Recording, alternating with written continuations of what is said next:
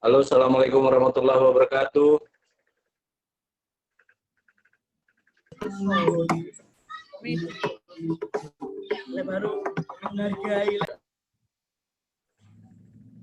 Halo.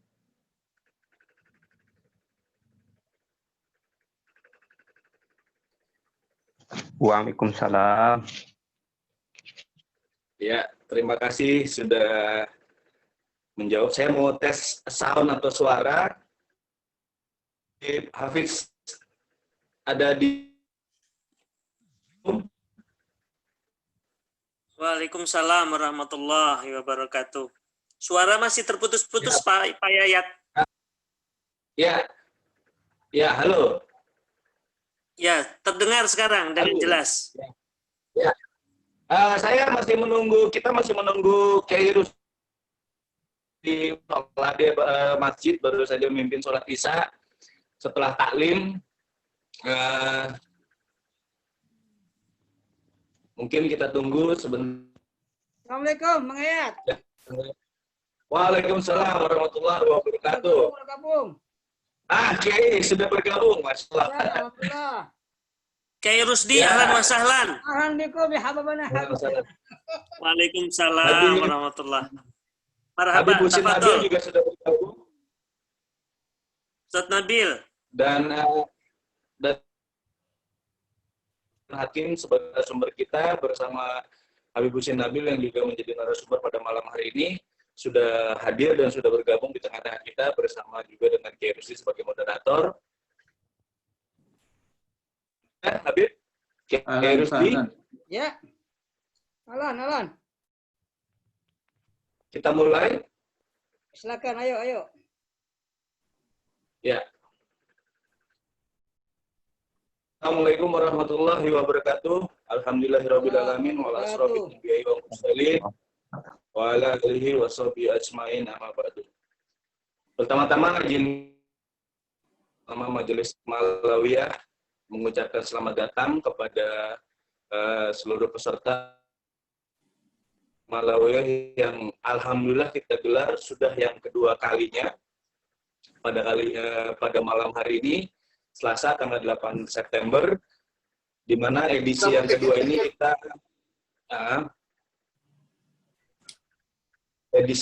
ini kita menampilkan tema yaitu akidah dan akhlak. Alhamdulillah narasumbernya telah hadir dua orang yang dikenal sebagai tokoh di bidang tasawuf, yaitu pertama yang juga sekaligus ada pimpinan atau pengasuh pondok pesantren Raudatul Muhibbin. Kemudian yang kedua, ada narasumber kita yang kedua yaitu pengasuh dari Majelis Taklim Malam yang rutin terus digelar setiap Rabu malam sampai sekarang. Haji Rusdi yang sehari-hari bekerja atau menjadi salah satu staf di Kementerian Agama. Baiklah, izinkan saya membawa pengantar tentang Majelis Hikmalawiyah. Saya akan memberikan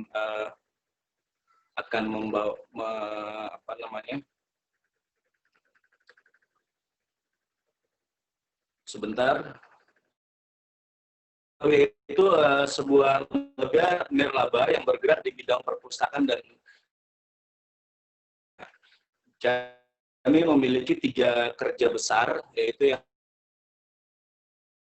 ini saya akan membagikan sebentar ini. Ya.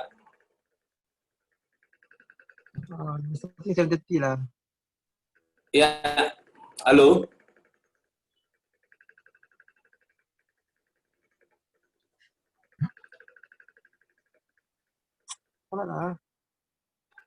Majelis Hikmalawiyah didirikan atas dasar rasa tanggung jawab bersama para tokoh Alawiyyin karena yang fokus mengumpulkan karya-karya Alawiyyin secara terintegrasi dan juga meneliti secara khusus tentang tokoh-tokoh Alawiyyin beserta karya-karyanya di Indonesia.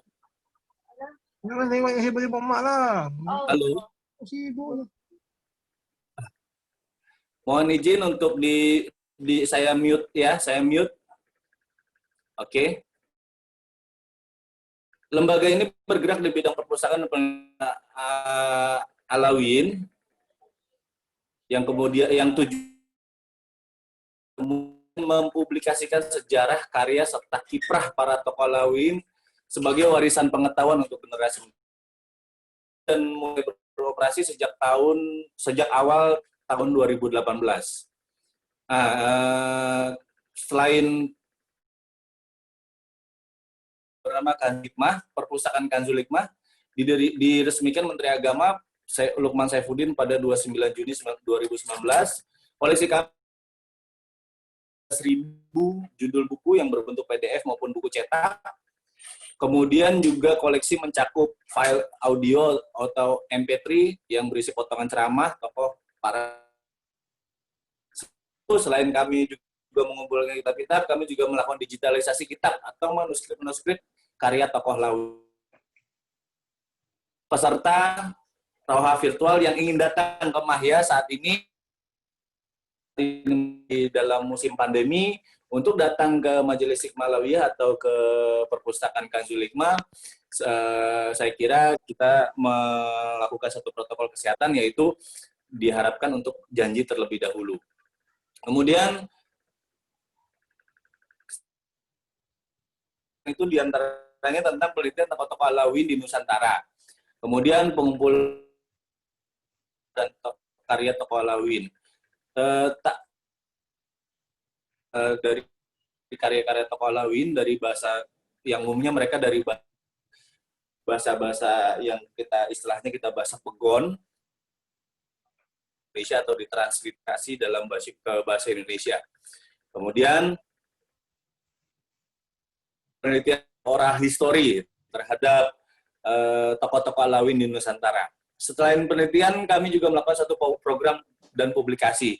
Tujuan program dan publikasi ini tiada lain adalah mempublikasikan atau mengedukasi masyarakat tentang pengetahuan tentang Thariqah Alawiyyin atau Thariqah Alawiyah atau tokoh-tokoh Alawiyyin. Nah, dari sisi ilmu pengetahuan, kami mengadakan kegiatan-kegiatan berupa seminar, bedah buku, diskusi ilmiah, atau kegiatan lainnya tentang sisi agama, ilmu agama. Kami juga rutin mengadakan kegiatan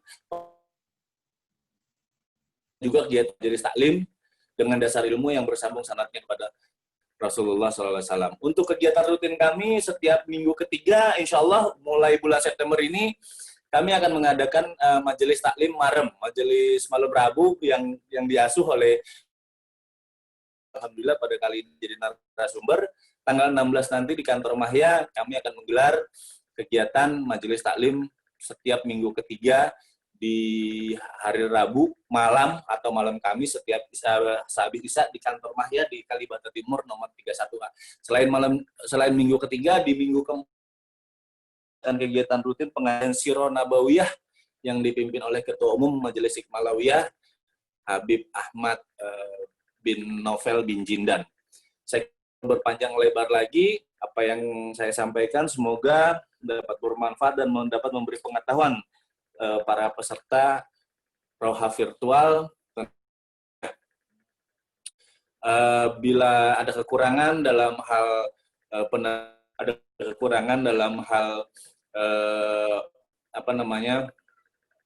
penyambutan kami, mohon dibukakan pintu maaf seluas-luasnya. Baik, akhirul kalam, saya langsung serahkan acara. Kita mulai langsung kepada moderator Bapak Kiai Haji Ahmad Rusdi. Saya persilahkan.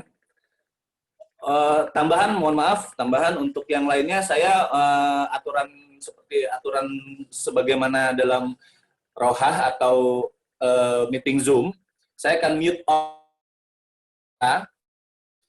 kemudian saya hanya akan membuka mute speaker dari pembicara dan moderator. jawab, setengah jam terakhir di sesi tanya jawab. Bagi peserta yang ingin bertanya, silakan bisa mengetik pertanyaan atau chat di pertanyaannya. Insya Allah bila mana ini kita bisa jawab semua pada malam hari ini, tapi kalau tidak bisa dijawab pada malam hari ini, insya Allah akan dijawab melalui email atau WhatsApp, langsung dijawab oleh narasumber. Baik, demikian dari saya. Kurang lebihnya mohon maaf. Assalamualaikum warahmatullahi wabarakatuh. Kami persilahkan kepada Kiai Ahmad Rusdi untuk membuka acara ini sebagai moderator. Terima kasih.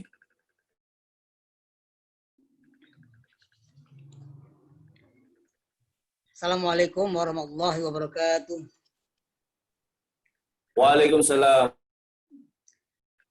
Alhamdulillahirrahmanirrahim. Wa afdhalus salati wa atammu taslim ala sayyidina syafina habibina Muhammadin wa ala alihi wa sahbihi wa man tabi'ahu bi ihsan ila yaumiddin, amma ba'du. Hadratul mukarramin wal muhtaramin, para habaib, para asatis, para kiai semua yang berbahagia, wabil khusus yang pengurus Majelis Hikmah Alawiyah Mahya yang kami hormati, dua narasumber kita yang malam hari ini saya terus terang aja agak deg-degan juga ini dengan menghadapi dua narasumber yang sangat luar biasa. Guru saya dan juga boleh katakan buku-bukunya kadang saya baca juga. Para peserta semua berbahagia. Kita malam hari ini akan membahas tentang akidah dan akhlak Thariqah Alawiyah. Tapi sebelumnya mari sama-sama kita baca Al-Fatihah dulu supaya kegiatan kita malam hari ini, diskusi kita malam hari ini, pertemuan kita malam ini penuh barokah dari Allah Subhanahu wa taala. Betilkan niyah. Al-Fatihah.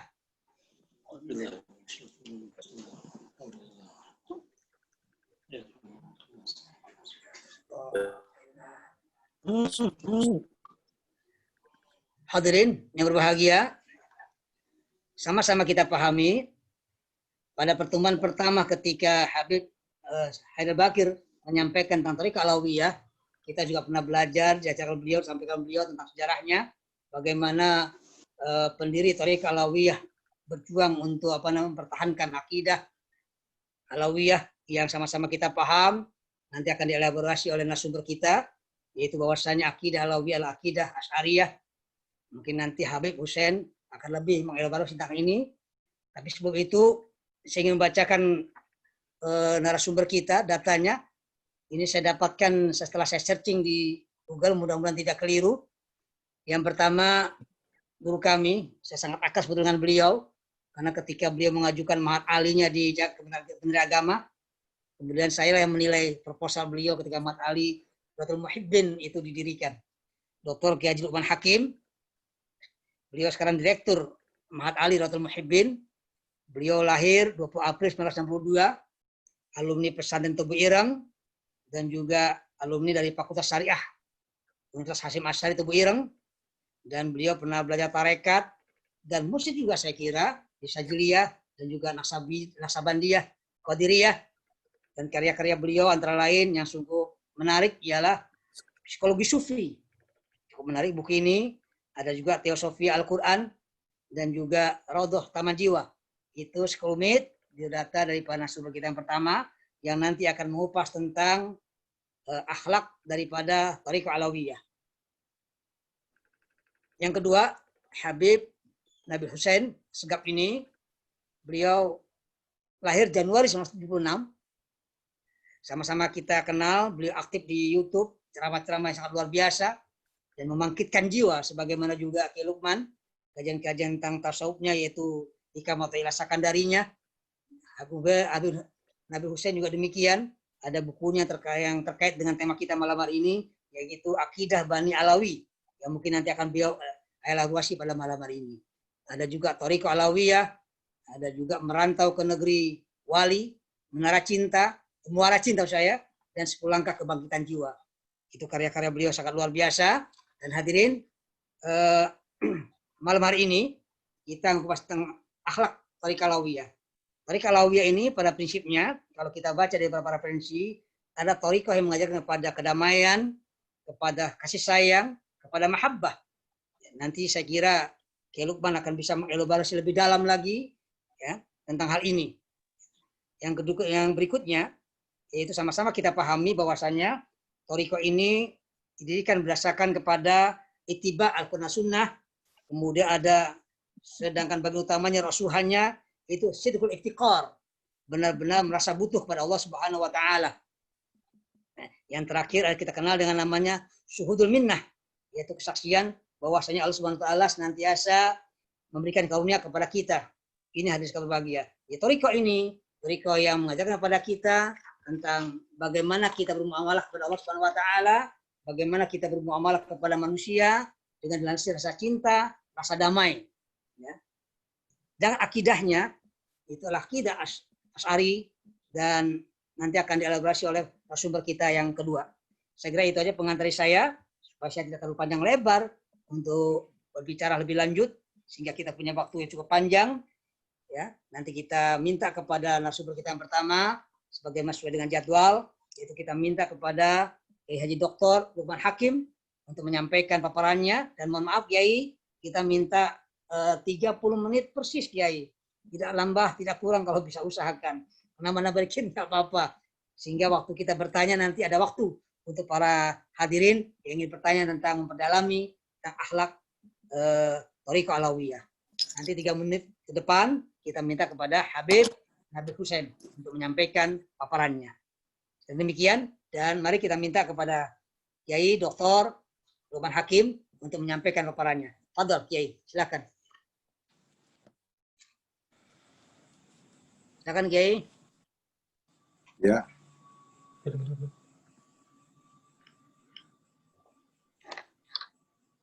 Halo Kiai, silakan Kiai. Ya. Ya, mangga Kiai, silakan Kiai, silakan. Dipersilakan Kiai. Kiai Lukman, unmute-nya di ini kan di apa? Di ini kan dulu, di mute-nya dibunyikan Kiai. Ininya di ini kan dulu. Kang Yayat, halo. Ya. Iya, silakan Kiai, silakan. Assalamualaikum warahmatullahi wabarakatuh. Waalaikumsalam warahmatullahi wabarakatuh.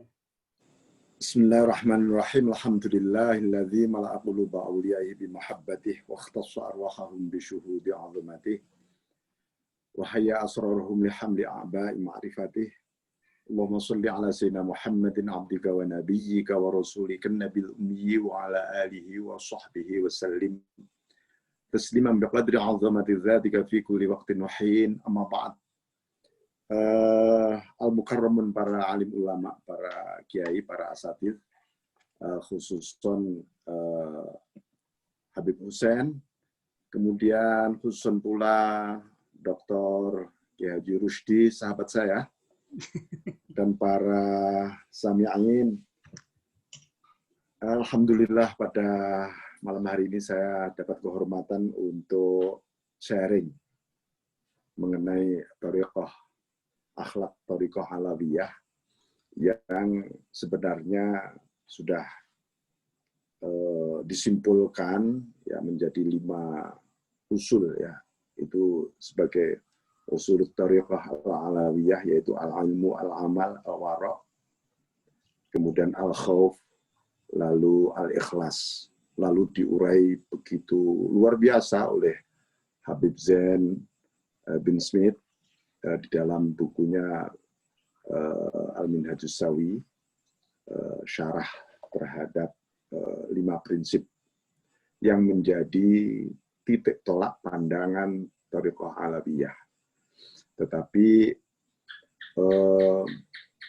pada prinsipnya bahwa simpul-simpul itu lalu dijelaskan panjang lebar untuk apa, agar misalnya mengenai babul ilmi, banyak sekali misalnya di kitab yang ditulis oleh Habib Zain tadi,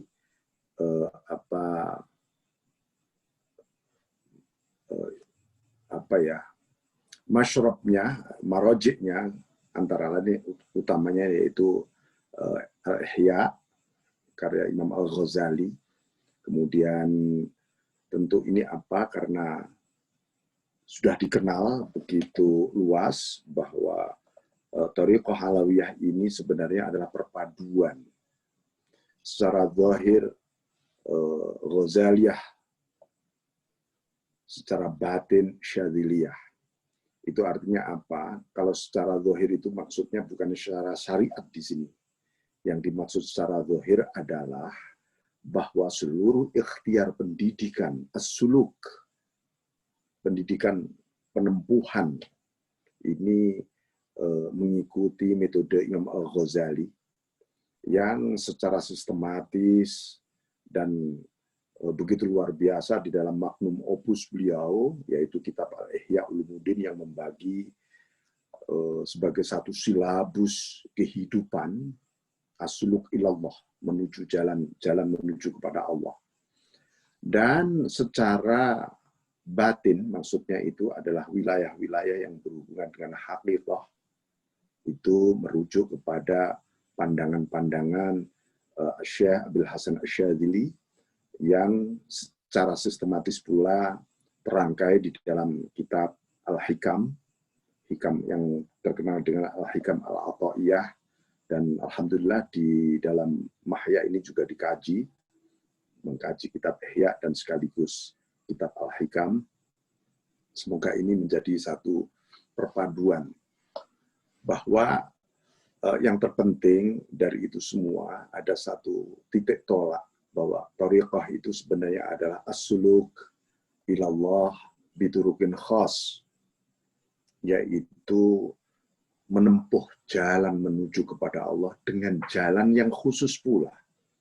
Jalan khusus itu tentu dengan pengetahuan khusus, aturan-aturan khusus, seperti katakanlah kalau kita melewati jalan tol itu sudah boleh disebut jalan khusus, karena hanya roda 4 yang boleh lewat sana. Kemudian kilometernya dibatasi, tidak boleh ngebut, dan juga tidak boleh lamban. Jadi ini menggambarkan bahwa jalan khusus ini untuk memudahkan sebenarnya.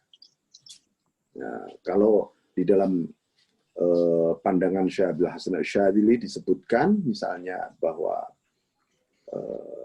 at-turuq ilallah bi'adadi anfasil khalaik, bahwa jalan menuju kepada Allah itu sejumlah nafas-nafas para makhluk. Artinya seluruh makhluk di alam semesta ini menunjukkan di balik adanya makhluk ini ada Allah. Maksudnya begitu. Ini menggambarkan betapa mudahnya sebenarnya menempuh jalan menuju kepada Allah itu. Oleh karena itu, di dalam wilayah Ghazaliyah ada mujahadah. Ya, terutama mujahadah itu sangat-sangat kuat karena itu hubungannya dengan al-a'mal. Tetapi ketika masuk di wilayah al-ahwal, maka itu wilayah-wilayah yang banyak diungkap oleh wilayah Syadziliyah. Agar apa? Agar manusia berpadu antara syariah dan haqiqah. Nah, oleh karena itu, kalau menjelaskan mengenai akhlak, ya akhlakut thariq atau adabut thariq di dalam Alawiyah, itu tentu saja sebenarnya juga tidak jauh, karena tujuannya semuanya sama dengan seluruh tarekat-tarekat mu'tabarah yang ada, tetapi di dalam wilayah Alawiyah ini lebih kemudian disimpulkan, terutama ada yang sangat menarik di sana adalah dari seluruh 5 hal tadi yang diungkapkan oleh Syekh Al-Habsyi, itu ada yang namanya syuhudul minnah. Jadi disimpulkan kemudian oleh generasi setelah, terutama ada thariqah ini menjadi sangat populer di era Syekh Al-Haddad, ya, Al-Haddad, atau Al-Qutb Al-Aidarus juga. Nah, di sana ada namanya syuhudul minnah. Ini menarik karena saya ingat di wilayah syuhudul minnah inilah sebenarnya seseorang mulai bicara mengenai ahwal. Jadi ibaratnya begini, orang menempuh perjalanan Ghazaliyah dengan segala mujahadah yang luar biasa. Begitu dia wusul, nyampe di hadapan Allah, apa yang terjadi? Oh Tuhan, ternyata perjalananku, ikhtiarku, mujahadahku, sulukku selama ini akibat anugerah-Mu Tuhan. Aku pikir aku dulu mencari anugerah-Mu. Nah ini, pertemuannya di situ. Nah, jadi ini satu proses-proses yang kita sebut dengan proses clearing atau klarifikasi spiritual. Jadi supaya apa? Supaya al-a'mal, al-ilmu dipraktekkan menjadi al-a'mal. Al-a'mal disebutkan oleh Ibnu Athaillah sebagai nataiju husnil ahwal. Jadi amaliyah itu sebenarnya buah. Ini perspektif tasawuf. Perspektif tasawuf biasanya dekonstruktif, dibalik. Kalau dari alam pikiran kita amal dulu, baru ahwal, kemudian anwar. Tetapi kalau dalam perspektif tasawuf, al-anwar yang di sana muncul maqamatul inzal. Jadi perwujudan manifest dari turunnya anwar di dalam ahwal manusia. Diolahlah ahwal itu ketika menjadi bagus, itu yang disebut al-adab. Ketika al-adab, maka akan melahirkan al-akhlak. Al-akhlak itulah yang secara zahir menjadi al-a'mal. Nah, ini gradasi, semacam gradasi dari dalam keluar. Al-Ghazali menginginkan dari luar dulu, nanti akan ke dalam. Nah, pertemuan dari dalam keluar adalah Syadziliyah, pertemuan dari luar ke dalam Ghazaliyah. Nah, kita bertemu. Pertemuan yang itulah yang kemudian disimpulkan di dalam At-Thariqah Al-Alawiyah. Ini oleh karena itu tentu membahas mengenai al-akhlaq al-alawiyah ini tidak sederhana, kemudian harus ngaji. Ya, yang ngaji Ihya, ngaji Al-Hikam, ngaji Kutubul Haddadiyah, Al-Kutub Haddadiyah ya, kitab-kitabnya Imam Al-Haddad, Risalatul Mu'awanah, kemudian kitab-kitab beliau yang lain itu banyak sekali. Hikam beliau juga ada, hikmah-hikmah beliau, kumpulan hikmah beliau, itu harus dikaji terus. Ini untuk apa? Supaya proses-proses spiritualisasi ini itu akan terus tumbuh, bergerak, terus. Karena apa? Hati kita tidak boleh berhenti. Semakin dewasa, semakin dewasa, semakin dewasa. Jadi ini. Nah, yang menarik di dalam Thariqah Alawiyah ini diberi satu panduan yang lebih praktis dengan 5 hal tadi. Oh, ini yang penting. 5 hal mulai ilmu, amal, wara', khauf, dan ikhlas. Memang puncaknya akhirnya adalah al-ikhlas. Begitu seseorang itu menjadi minal mukhlisin, nanti akhirnya dia menjadi minal mukhlasin. Minal mukhlasin, ada mukhlis, ada mukhlas. Al-Ghazali menghantar kita melalui mukhlisin, Asy-Syadzili menghantar kita untuk mukhlasin. Nah, ini proses-proses pertemuan agar apa? Nah, ini agar ketika kita melakukan amaliyah itu, ya i'timad kita tetap kepada Allah, bukan pada wujudul a'mal. Karena kalau munculnya wujudul a'mal, nanti i'timad kita kepada bin nafsi. Oh, itu amalku, itu karyaku, ini wiridanku, ini sekian anuku dan seterusnya. Timat bin nafas ini kalau kita biarkan nanti kita malah kalau bahasa Jawa ini maaf, nanti kabutan ganjaran. Kalau kabutan ganjaran, lama-lama ganjarannya kalau menurut dunia sufi bisa jadi hijab antara kita dengan al-ma'bud, al-madhkur. Ya. Jadi begitu kita melihat pahala, bukan wujud pahalanya, tapi yang ada di balik pahala, yaitu yang memberi al-minnah.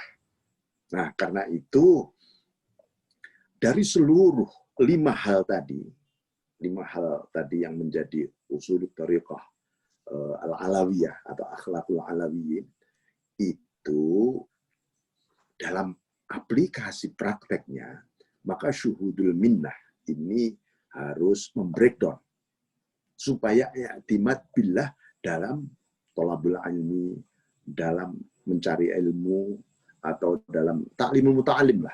Itu harus tetap Allah di balik ini semua. Dan memposisikan Allah sebagai musabbibul asbab. Penyebab aku mencari ilmu ya karena Allah. Yang menggerakkan Allah. Untuk apa ilmuku? Untuk menuju kepada Allah. Nah, lalu nanti panjang ini, akhirnya muncullah namanya ulumun nafi'. Maka natil khosyah ma'ahu. Ilmu manfaat adalah ilmu yang melahirkan khosyah. Karena apa? Di balik pengetahuan yang ada ini, objek-objek yang ada ini, Allah selalu hadir. Ya, begitu juga di dalam amal. Bahwa amal itu didahului oleh al-minnah. Anugerah Allah. Tanpa anugerah Allah kita nggak bakal sholat, nggak bakal silaturahim, nggak bakal melakukan ubudiyah dan seterusnya. Nah, ini. Makanya syuhudul minnah ini penting, karena apa? Banyak mungkin pertanyaan-pertanyaan yang muncul kepada para asatidz, mungkin juga pada Habib Kiai Rusdi. Contoh sederhana, gimana sih supaya saya sholat khusyuk? Semakin saya khusyuk-khusyukkan kok semakin liar pikiran. Gitu. Malah saya tekan-tekan dada saya, malah nggak karuan imajinasi saya. Gitu. Nah, rupanya lupa mengenai syuhudul minnah tadi. Bahwa aku sholat ini sebenarnya akibat. Banyak orang sholat memposisikan sebagai sebab. Dengan sholatku nanti aku dapat ini, dapat itu. Akhirnya Gusti Allah diproyek. Tuhan, engkau harus begini loh, soalnya aku begini. Nah, gitu. Nah, mestinya, ya Allah, ini tasyakkuran. Rasulullah itu melakukan apa saja ubudiyahnya itu tasyakkuran. Wujud syukur karena sudah, bukan belum. Minnahnya sudah turun. Mendahului seluruh ubudiyah. Maka sholat kita menjadi sangat indah. Sangat-sangat interaktif. Terima kasih ya Allah. Lalu ringan. Nah, ini suasana mahabbah tumbuh tiba-tiba. Nah, ini contoh ketika soal amaliyah. Kemudian soal apa itu al-warok. Tentu warok itu macam-macam. Imam Ghazali membagi banyak sekali ya, warok anil haram, anil mubahat. Kemudian para sufi lebih jauh dari itu semua, yaitu al-warok angkul lima siwah, warok dari segala hal selain Allah.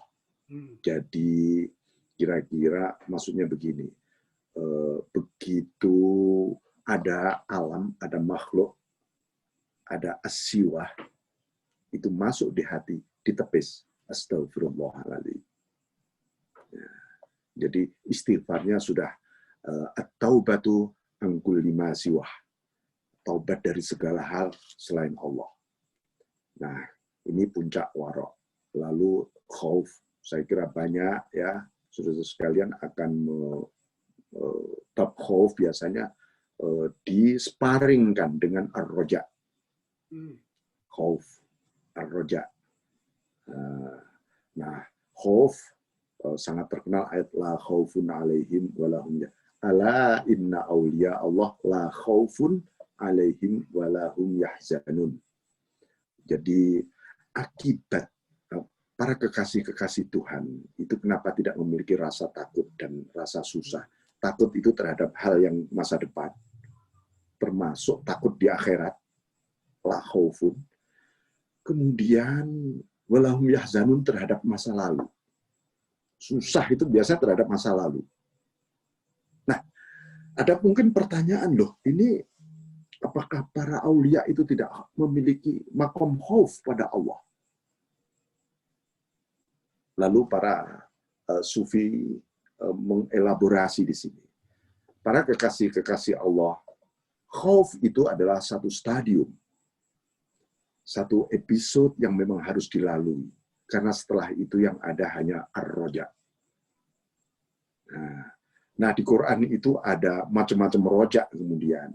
Ada roja itu tijaratan lan tabur, ada pahala saja yang diharapkan. Ada lagi yarjuna rahmata rabbih, pengen rahmatnya Allah saja.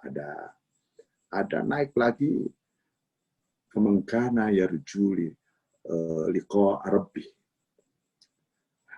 Rojaknya adalah pengen ketemu Tuhannya. Tapi yang menarik, ini biasanya di Maulid, ayat ini mesti diangkat. Laqad kana lakum fi Rasulillahi uswatun hasanah liman kana yarjullah.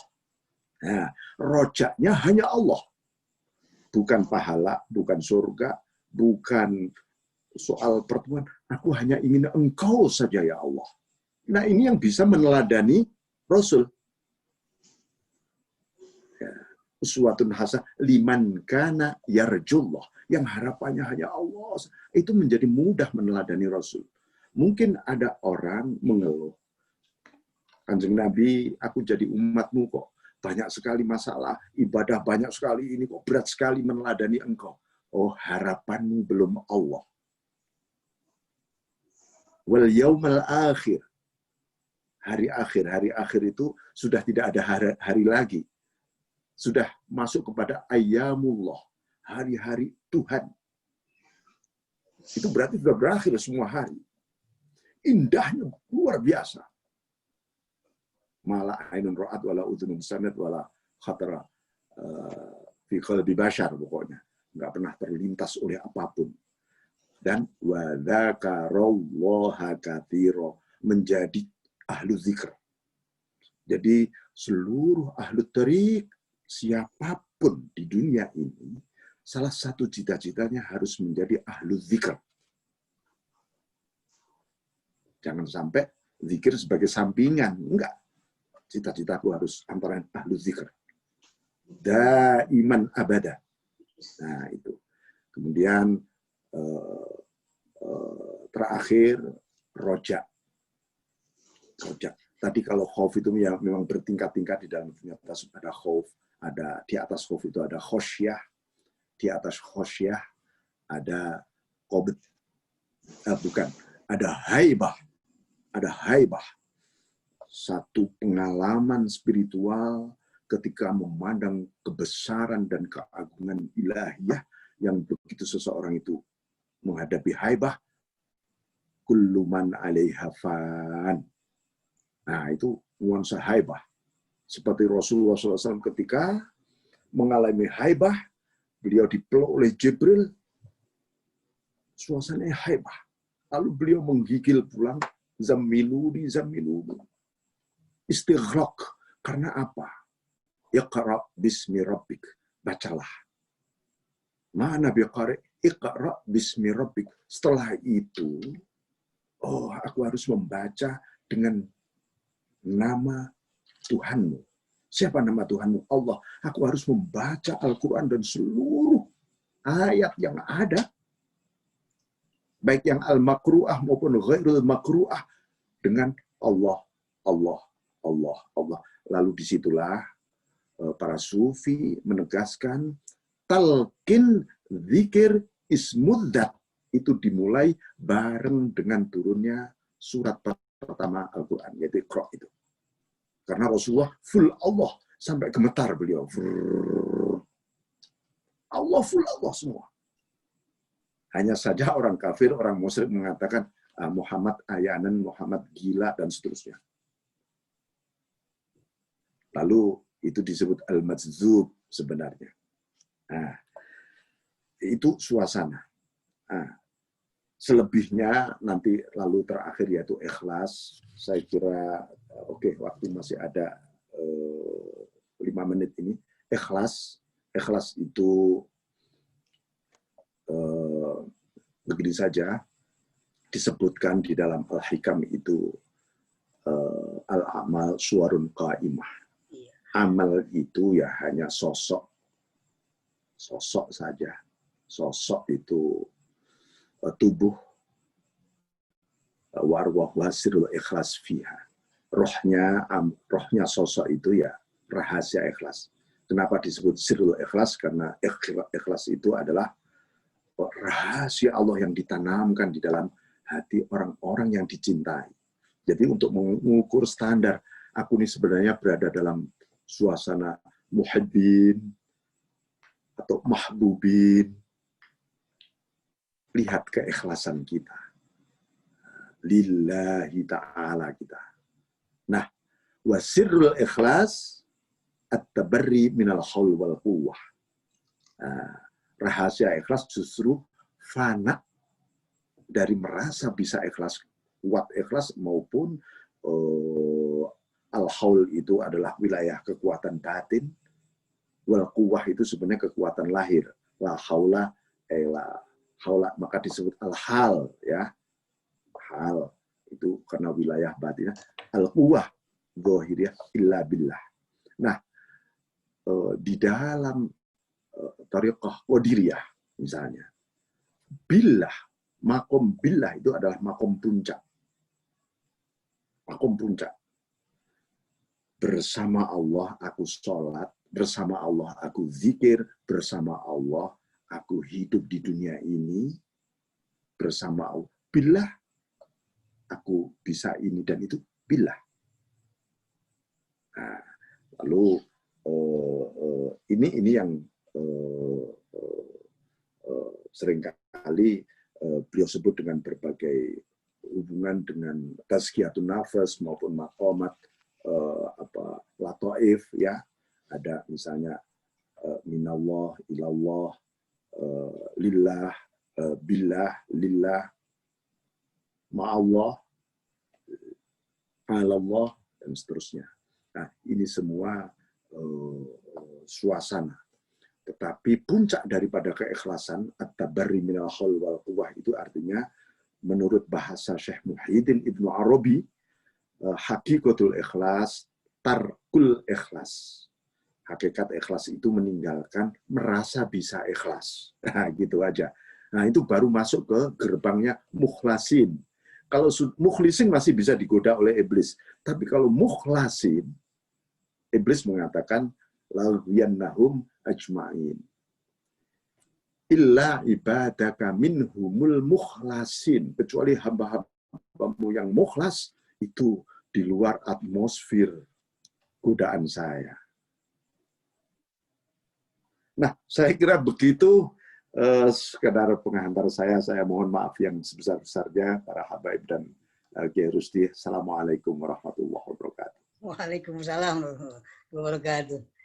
Terima kasih Pak Kiai, Pak Lukman, subhanallah. Kita masuk di muara kajian sufi yang luar biasa Kiai ini. Para hadirin sekalian program, Pak Pemirsa semuanya. Subhanallah, kita mengenal apa itu nanti mengkaji 5 prinsip daripada Thariqah Alawiyah, yaitu ilmu, amal, kemudian waro, waro sama ikhlas yang luar biasa, dielaborasi. Dan ada satu hal yang menarik, tekannya ialah kalau kita ingin seperti itu, kita hendaknya mengkaji kepada karya-karya ulama-ulama Thariqah Alawiyah. Salah satu misalnya kitabnya Risalah Al-Mu'awanah misalnya, ya. Dan berikutnya yaitu ketika kita bicara tentang akhlak ini, berarti secara thariqah ini secara fisik, zahiriyah adalah Al-Ghazali, secara batin adalah Al-Syadziliyah. perumpamaan yang cukup menarik yang beliau sampaikan ialah kalau Al-Ghazali itu mukhlisin, tetapi kalau Syadziliyah itu mukhlasin. Nah, nanti kalau bisa kita minta beliau memaparkan lebih panjang lebar lagi terkait dengan perbedaan secara lebih mendalam antara mukhlisin sama mukhlasin. Meskipun tadi beliau di akhirnya sudah menyampaikannya, ya.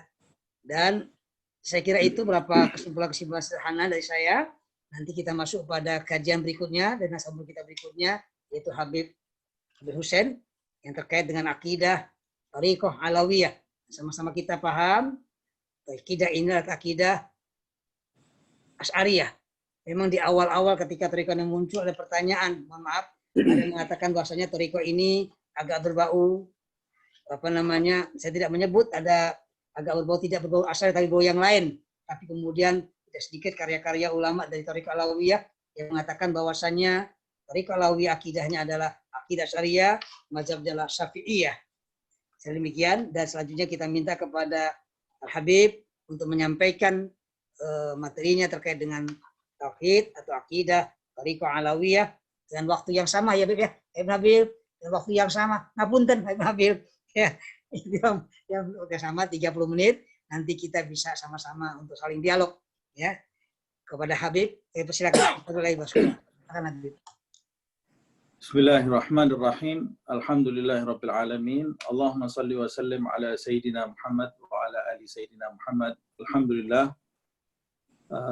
Sebelumnya yang saya hormati Bapak Kiai Haji Lukman Hakim.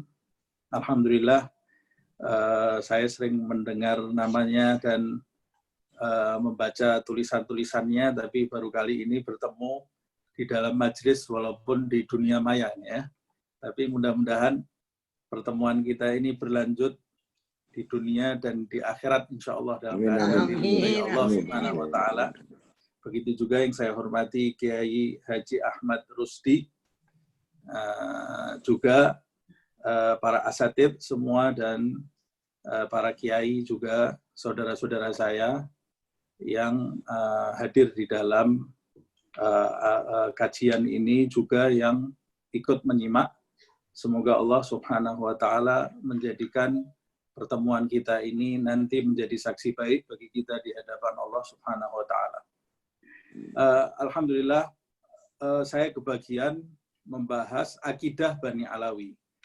Kalau tadi yang dipaparkan begitu lengkap dan indah oleh Bapak Kiai Haji Lukman Hakim tentang akhlak atau masuk pula ke dalam tarikat Bani Alawi yang begitu jelas dan gamblang. Tapi yang saya bahas, saya mendapat kesempatan membahas di malam hari ini kebetulan mengenai akidah. Nah, akidah ini sebetulnya adalah dasar atau bahkan akar dari agama. Akidah ini merupakan pijakan bagi mereka yang mau bertarekat. Tanpa akidah yang benar, maka apa yang dipaparkan oleh Kiai Haji tadi, Kiai Haji Lukman Hakim tadi, bisa hanya menjadi gambaran belaka karena pijakannya tidak benar. Yang pijakan itu sebenarnya adalah tujuan dari sifat-sifat atau hal kondisi spiritual yang digambarkan oleh guru kita Bapak Kiai Haji Lukman Hakim tadi. Nah, Allah Subhanahu wa taala mengutus Rasulullah Shallallahu alaihi wasallam pertama kali misi untuk meluruskan akidah yang menyimpang seperti yang disebutkan di dalam ayat walladzi ba'atsa fil ummiyina rasulan minhum yatlu alaihim ayatihi wa yuzakkihim wa yu'allimuhumul kitaba wal hikmata wa in kanu min qablu lafi dhalalin mubin. Dia Allah Subhanahu wa taala yang mengutus seorang rasul kepada kaum yang ummi, yaitu kaum Arab waktu itu, yatlu alaihim ayatihi, yang membacakan kepada mereka itu ayat-ayat Allah Subhanahu wa taala, wa yuzakkihim, dan menyucikan. Ini adalah tarekat semuanya ya. Wa yuzakkihim wa yu'allimuhumul kitab, dan mengajarkan kepada mereka itu Alkitab, yaitu Al-Quran, wal hikmah juga hikmah bisa berarti itu kebijaksanaan, ilmu yang dibalut dengan kebijaksanaan, atau ada juga yang menafsirkan al-hikmah itu adalah sunnah-sunnah Nabi Muhammad SAW. Wa in kanu min qablu la fi dhalalin mubin, sedang mereka sebelum adanya Rasul itu berada di dalam kesesatan yang nyata, yaitu tidak memiliki pijakan keyakinan yang benar, pijakan akidah yang benar. Itu sebabnya sebagian ulama mengatakan Rasulullah SAW itu berdakwah 12 tahun di Mekah, 10 tahun di Madinah. 12 tahun di Mekah itu Nabi Muhammad SAW menanamkan akidah yang benar, keyakinan yang benar ke dalam hati para sahabatnya. Nah, apakah akidah Bani Alawi itu?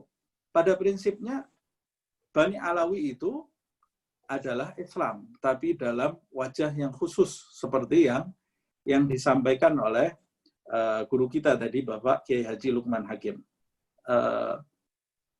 Apa yang disampaikan oleh Nabi Muhammad SAW dari lisan Rasulullah SAW, dari Al-Quran dan dari sunnah-sunnah hadis Rasulullah SAW, itu adalah pijakan tarekat Bani Alawi, tapi dipandang dari wajah yang khusus. Jadi kalau seseorang bertanya, apakah akidah Bani Alawi? Akidah Bani Alawi adalah syahadatain. Asyhadu an la ilaha illallah wa asyhadu anna Muhammadan Rasulullah. Dan rukun iman yang dijelaskan oleh Nabi Muhammad SAW pada saat Jibril menyerupai seorang laki-laki seperti yang disebutkan di dalam hadis, rajulun bayatu syadidus thiyab sawadus sya'ar, masuk ke tengah-tengah Rasulullah SAW melewati para sahabat, seorang laki-laki yang tidak dikenal, bajunya putih bersih, rambutnya hitam legam, padahal tidak ada yang kenal. Wala yura alaihi atharus safar, dan tidak ada bekas-bekas orang berjalanan jauh. Jadi ternyata itu adalah Jibril. Sahabat tidak mengetahui, melewati para sahabat, kemudian duduk, fa'asnada rukbatai ila rukbatai wa wada'a kaffai ila fakhday, meletakkan lututnya mengenai lutut Rasulullah SAW, kemudian meletakkan tangannya di paha Nabi Muhammad SAW, kemudian bertanya tentang mal Islam. Lalu dijawab oleh Rasulullah SAW, yang jawabnya adalah menjadi asas rukun Islam. Lalu dia bertanya, mal iman. Lalu dijawab oleh Rasulullah SAW, menjadi rukun iman. Kemudian yang terakhir bertanya mengenai ihsan.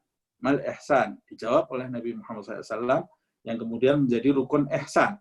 Nah, rukun iman ini merupakan akidah, dasar akidah yang dijelaskan oleh Nabi Muhammad SAW.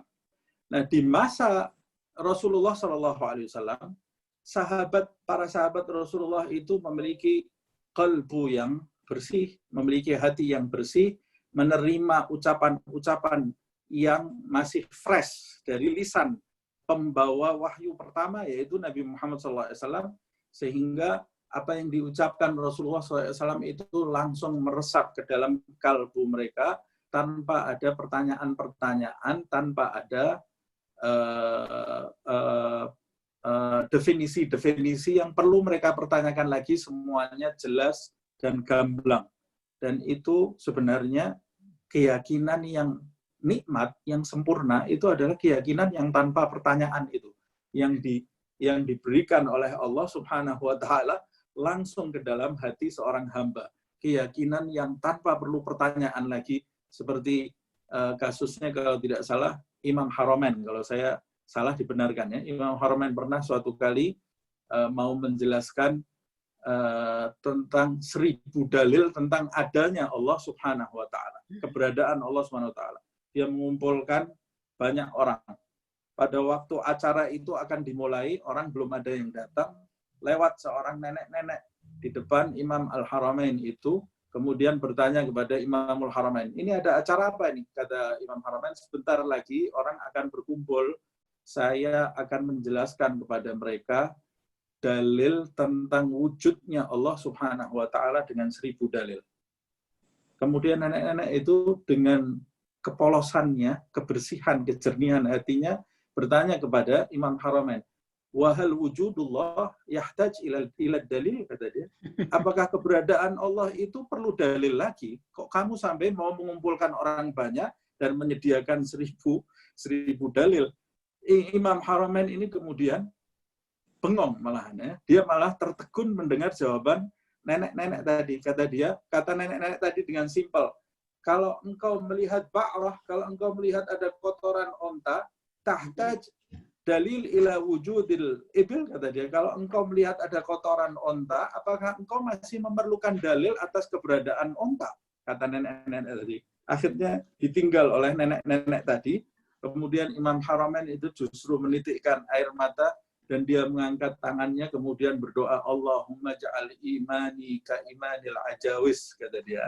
Ya Allah, jadikan imanku itu seperti imannya nenek-nenek itu. Iman yang langsung engkau, akidah yang kau tancapkan di dalam dadanya tanpa perlu pertanyaan lagi. Tapi memang Allah Subhanahu wa Ta'ala sudah menghendaki adanya penyimpangan-penyimpangan di dalam kehidupan ini. Nah, dalam beberapa riwayat disebutkan terjadinya penyimpangan-penyimpangan pemikiran itu setelah wafatnya Rasulullah SAW. Sebagian besar mengatakan seperti yang di dalam kitab Bukhari, antara perbincangan antara Hudzaifah, pembawa asrar Rasulullah SAW, dengan Sayyidina Umar ibn al-Khattab, yang menjelaskan bahwa Sayyidina Umar itu sebagai sumbatnya fitnah. Ketika wafat Sayyidina Umar itu muncullah fitnah di mana-mana, makanya fitnah yang paling besar itu munculnya mulai di zaman Sayyidina Utsman, dan yang paling besar di masa kekhilafahan Sayyidina Ali, itu mulai besar penyimpangan-penyimpangan. Begitu juga Islam mulai tersebar sampai ke Persia, sampai ke berbagai pelosok tempat bagian di sekitar Jazirah Arab, termasuk orang-orang Romawi yang waktu itu menjajah.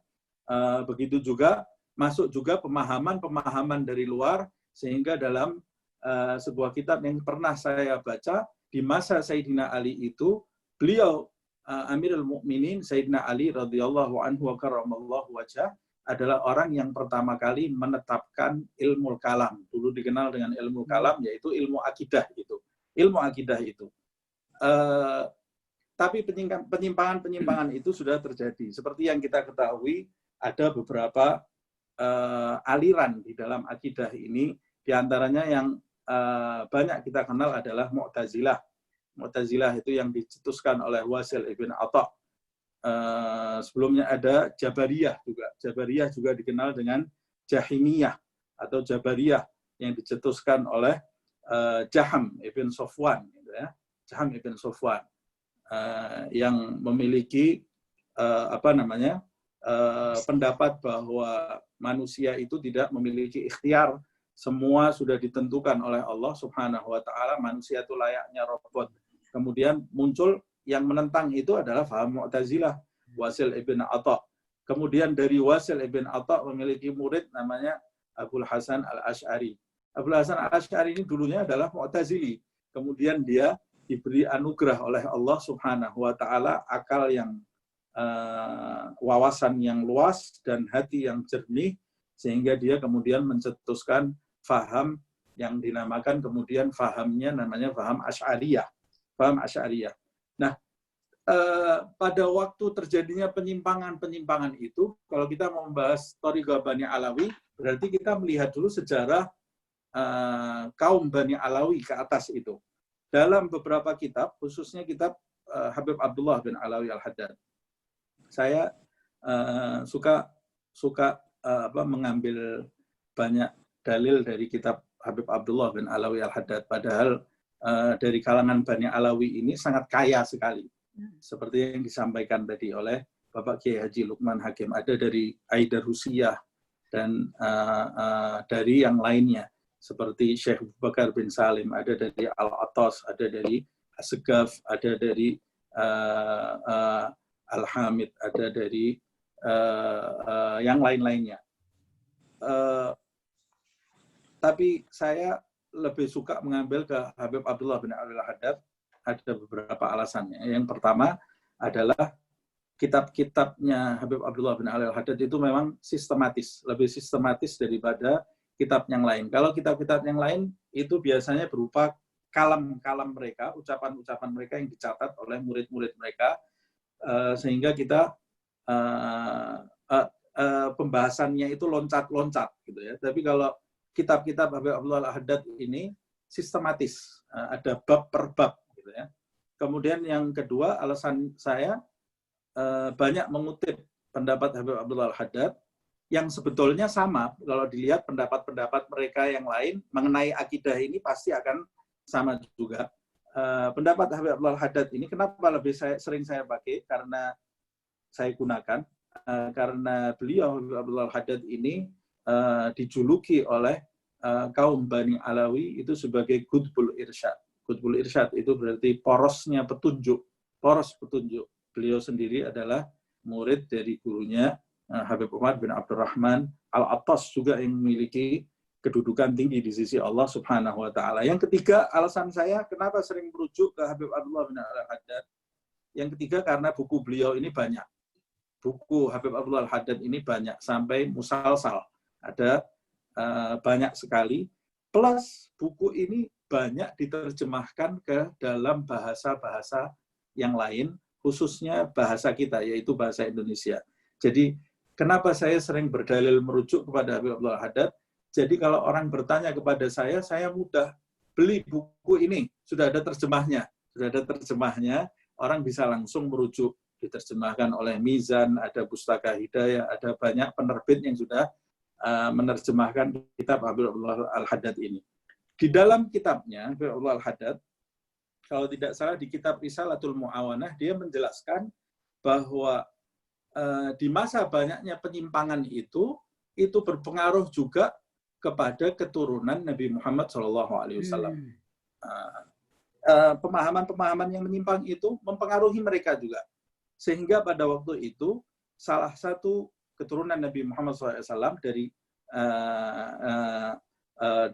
garis Imam Husain, yang waktu itu tinggal di Irak, bernama Sayyidina Ahmad. Sayyidina Ahmad bin Isa bin Muhammad bin Ali bin Ja'far bin Muhammadul Bakir bin Ali Zainal Abidin ibn Husain ibn Ali ibn Fatimah binti Muhammad SAW. Imam Ahmad ini dia tinggal di Irak, tapi disebutkan di dalam kitab Risalatul Mu'awanah itu di masa itu terjadi penyimpangan-penyimpangan pemahaman akidah yang mempengaruhi juga keturunan Nabi Muhammad SAW, sehingga dia merasa memiliki kewajiban untuk menyelamatkan pemahaman akidah yang murni. Yang murni turun-temurun diterima langsung sampai puncaknya ke sahabat dan ahlul bait Nabi, juga ke Rasulullah Shallallahu Alaihi Wasallam. Kemudian niat dia itu menguat sampai dia akhirnya, singkat cerita, hijrah. Hijrah di masa itu dia pergi haji dulu. Waktu pergi haji, di situ terjadi fitnah besar. Sampai waktu dia haji, batu Hajar Aswad itu tidak ada di tempat, dicuri ya. Waktu itu dia ke makam Rasulullah SAW, dari situ kemudian dia berangkat hijrah menuju ke Hadramaut. Dari Irak menuju ke Hadramaut. Nah, disebutkan di dalam kitab Risalatul Mu'awanah, tujuan dia hijrah itu adalah menyelamatkan kemurnian pemahaman yang benar terhadap agama yang disampaikan oleh datuknya Nabi Muhammad Shallallahu Alaihi Wasallam. Nah, itu pentingnya kita memiliki pemahaman yang benar, tidak cuma sekedar ilmu. Saya sering menyampaikan, makanya Nabi mengajarkan kepada kita, Rabbi zidni ilman, tidak berhenti di situ. Rabbi zidni ilman warzuqni fahman. Ya Allah, berilah aku ilmu. Kata Habib Ahmad bin Zain Al-Habsyi, dia mengatakan, ilmu itu bisa didapat dari mana saja. Apalagi di zaman ini, kita buka Google, kita bisa dapat ilmu, maklumat yang begitu banyak sekali.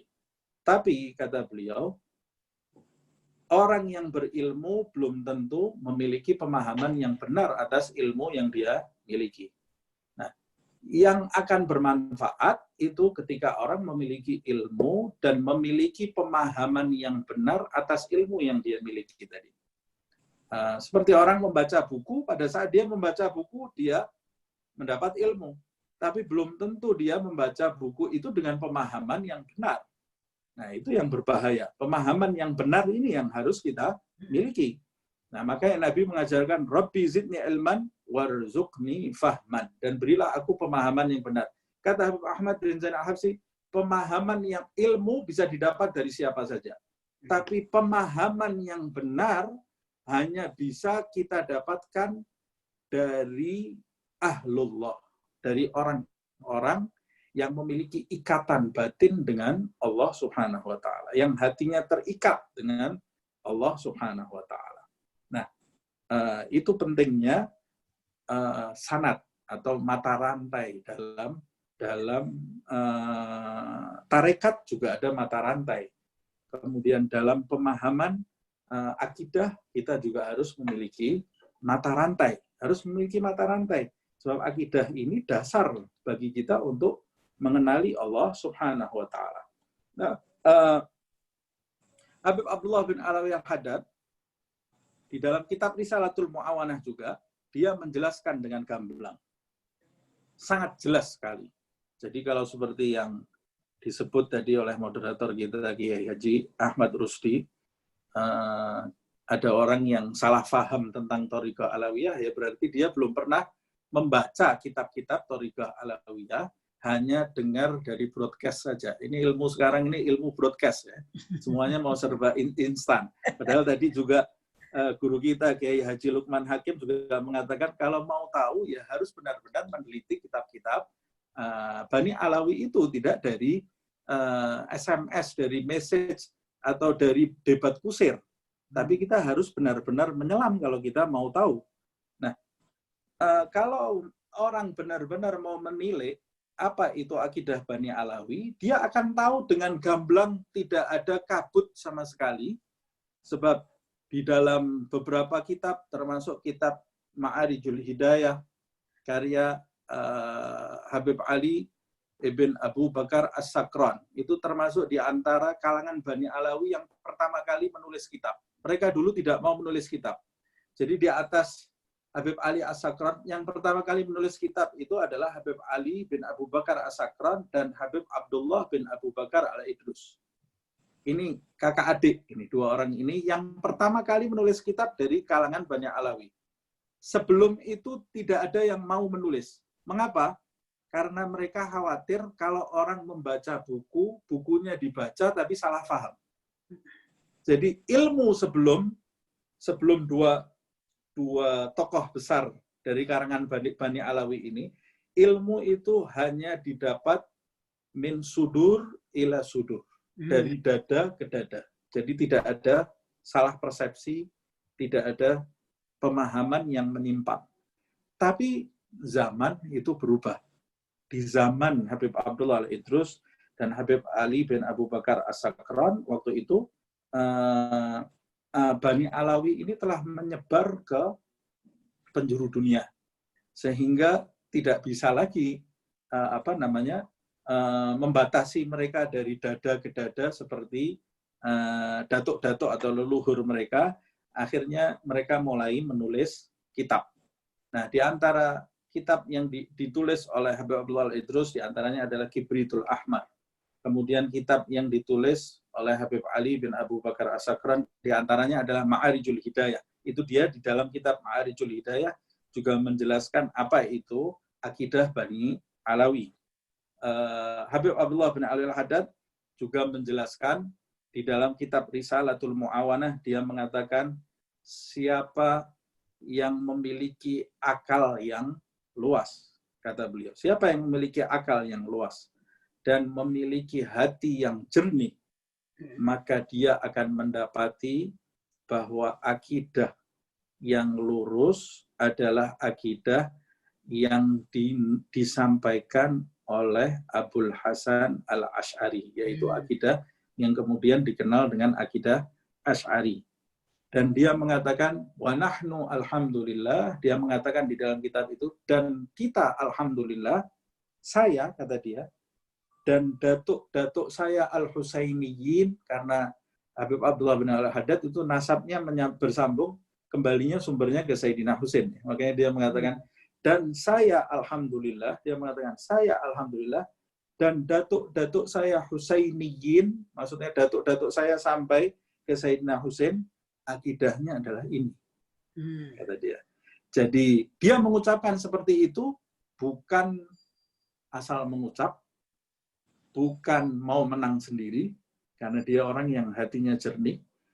Dia mengucap seperti itu karena ilmu yang dia dapat itu betul-betul ilmu yang sempurna. Dia dapat dari ayahnya, ayahnya dari ayahnya, ayahnya dari ayahnya, murni sampai ke Nabi Muhammad Sallallahu Alaihi Wasallam. Dia mengatakan akidah kami adalah akidah Asy'ari. Nah, saya mengatakan seperti ini tanpa perlu menyalahkan keyakinan yang diyakini oleh orang lain tentunya. Ya. Kita tidak bisa umpamanya Thariqah Bani Alawi itu Asy'ari. Oh, ini berarti mau menang sendiri. Enggak lah, ini kita bicara kenyataan. Kita menghargai orang yang memiliki keyakinan tidak sama dengan keyakinan Bani Alawi. Umpamanya ada Ahlus Sunnah wal Jamaah, ada Syiah, ada Wahabi, ada macam-macam aliran di dalam Islam ini. Kita tidak boleh saling mencela, tidak boleh saling perang, karena sumber kita pada hakikatnya seperti yang saya sebut di awal, simple sebetulnya. Asyhadu an la ilaha illallah wa asyhadu anna Muhammadan Rasulullah, selesai. Itu akidah kita semua umat Islam. Tapi mungkin dalam perinciannya, pemahaman yang di bawah ini, ada hal-hal yang berbeda. Nah, hal-hal yang berbeda ini, Bani Alawi memiliki jalur sendiri dalam pemahaman ini, dan dia menjelaskan pemahamannya adalah pemahaman yang otentik. Dan Habib Abdullah Al-Haddad juga menyebutkan di dalam Risalatul Mu'awanah itu, begitu pula Maturidi. Maturidi itu sama dengan Asy'ari. Nah, sekarang ini yang jadi masalah di zaman kita tentunya ya. Bahkan mungkin di zaman dulu sudah seperti itu. Orang saling hitam putih. Kalau kamu tidak Asy'ari, kafir di neraka. Atau sebaliknya nanti. Kalau kamu tidak Mu'tazili, kafir di neraka. Itu adalah pilihan masing-masing. Pilihan masing-masing. Yang penting kita sama-sama berjalan mendekat kepada Allah Subhanahu wa taala. Tapi kalau kamu mau tahu mengikuti jalannya Bani Alawi, ya ini jalannya Bani Alawi. Jalannya Bani Alawi seperti ini. Jangan tambal sulam. Nah, sekarang ini yang membingungkan, ada orang ditanya, saya Bani Alawi. Jalan hidup saya umpamanya Bani Alawi. Tapi kalau kita teliti, akidahnya Mu'tazilah, bukan Bani Alawi. Atau sebaliknya, saya umpama ini ya,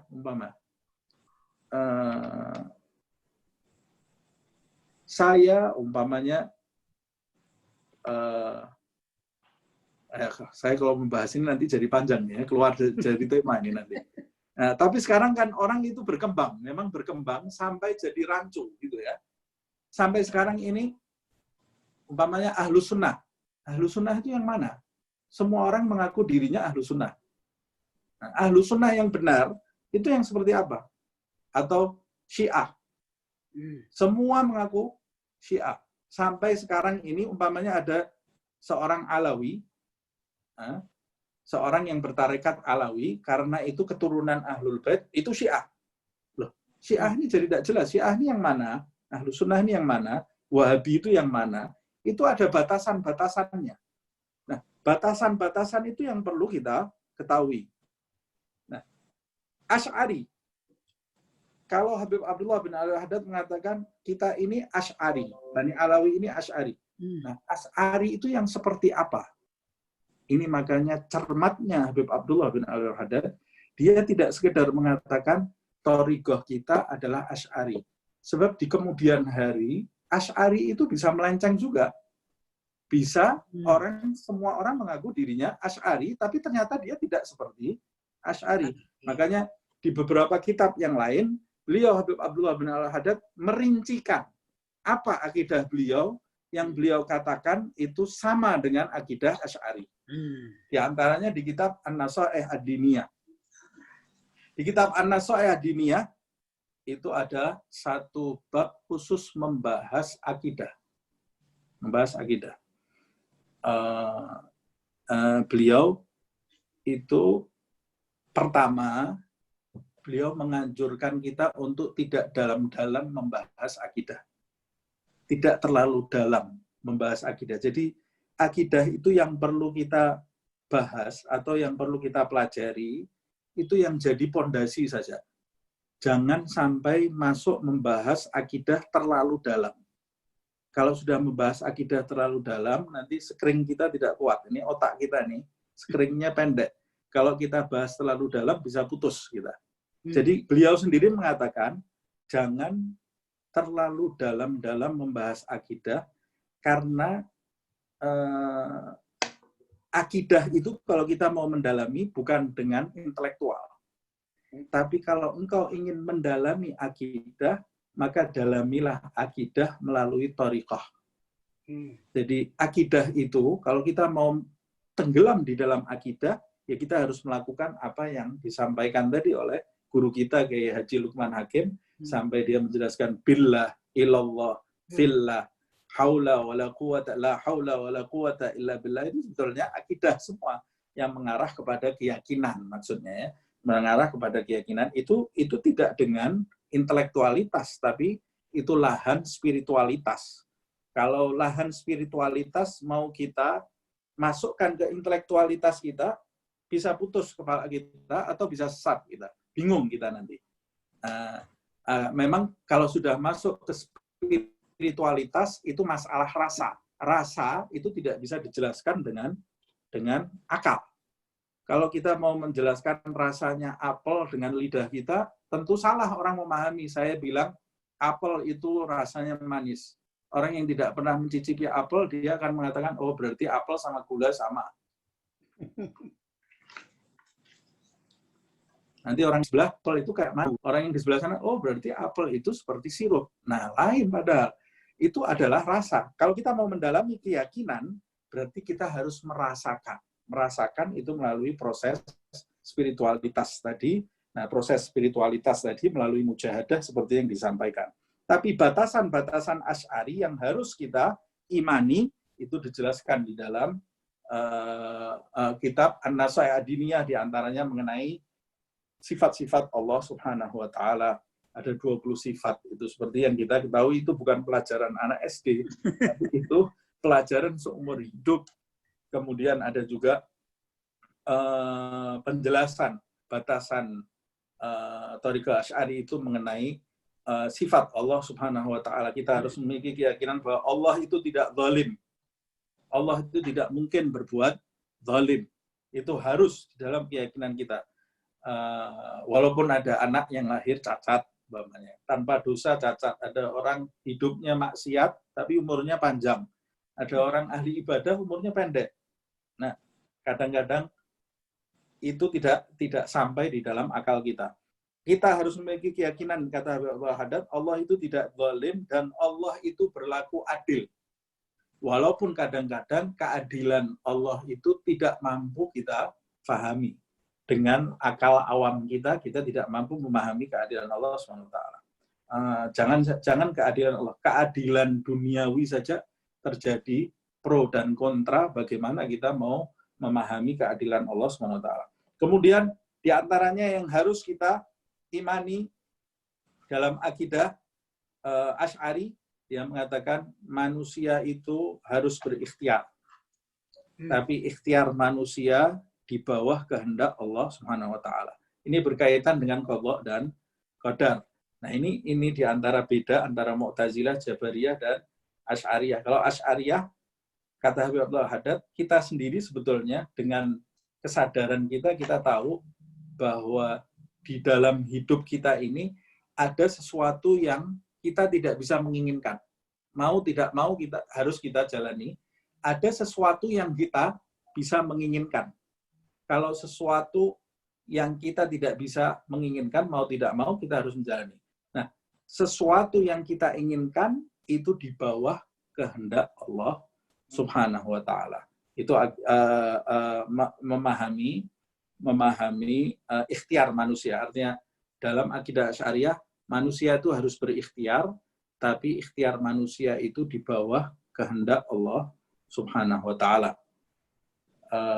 Kemudian diantaranya lagi adalah malaikat-malaikat Allah Subhanahu wa ta'ala itu adalah makhluk Allah yang tidak berkelamin, suci, tidak pernah berbuat dosa, tercipta dari cahaya dan bisa berubah wujud.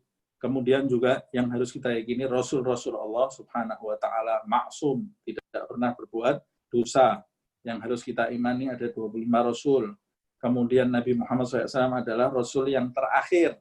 Tidak ada Rasul setelah, tidak ada Nabi dan Rasul setelah Nabi Muhammad SAW. Ini harus kita pahami, batasan-batasan ini, kalau memang kita mau mengikuti tarekat Bani Alawi.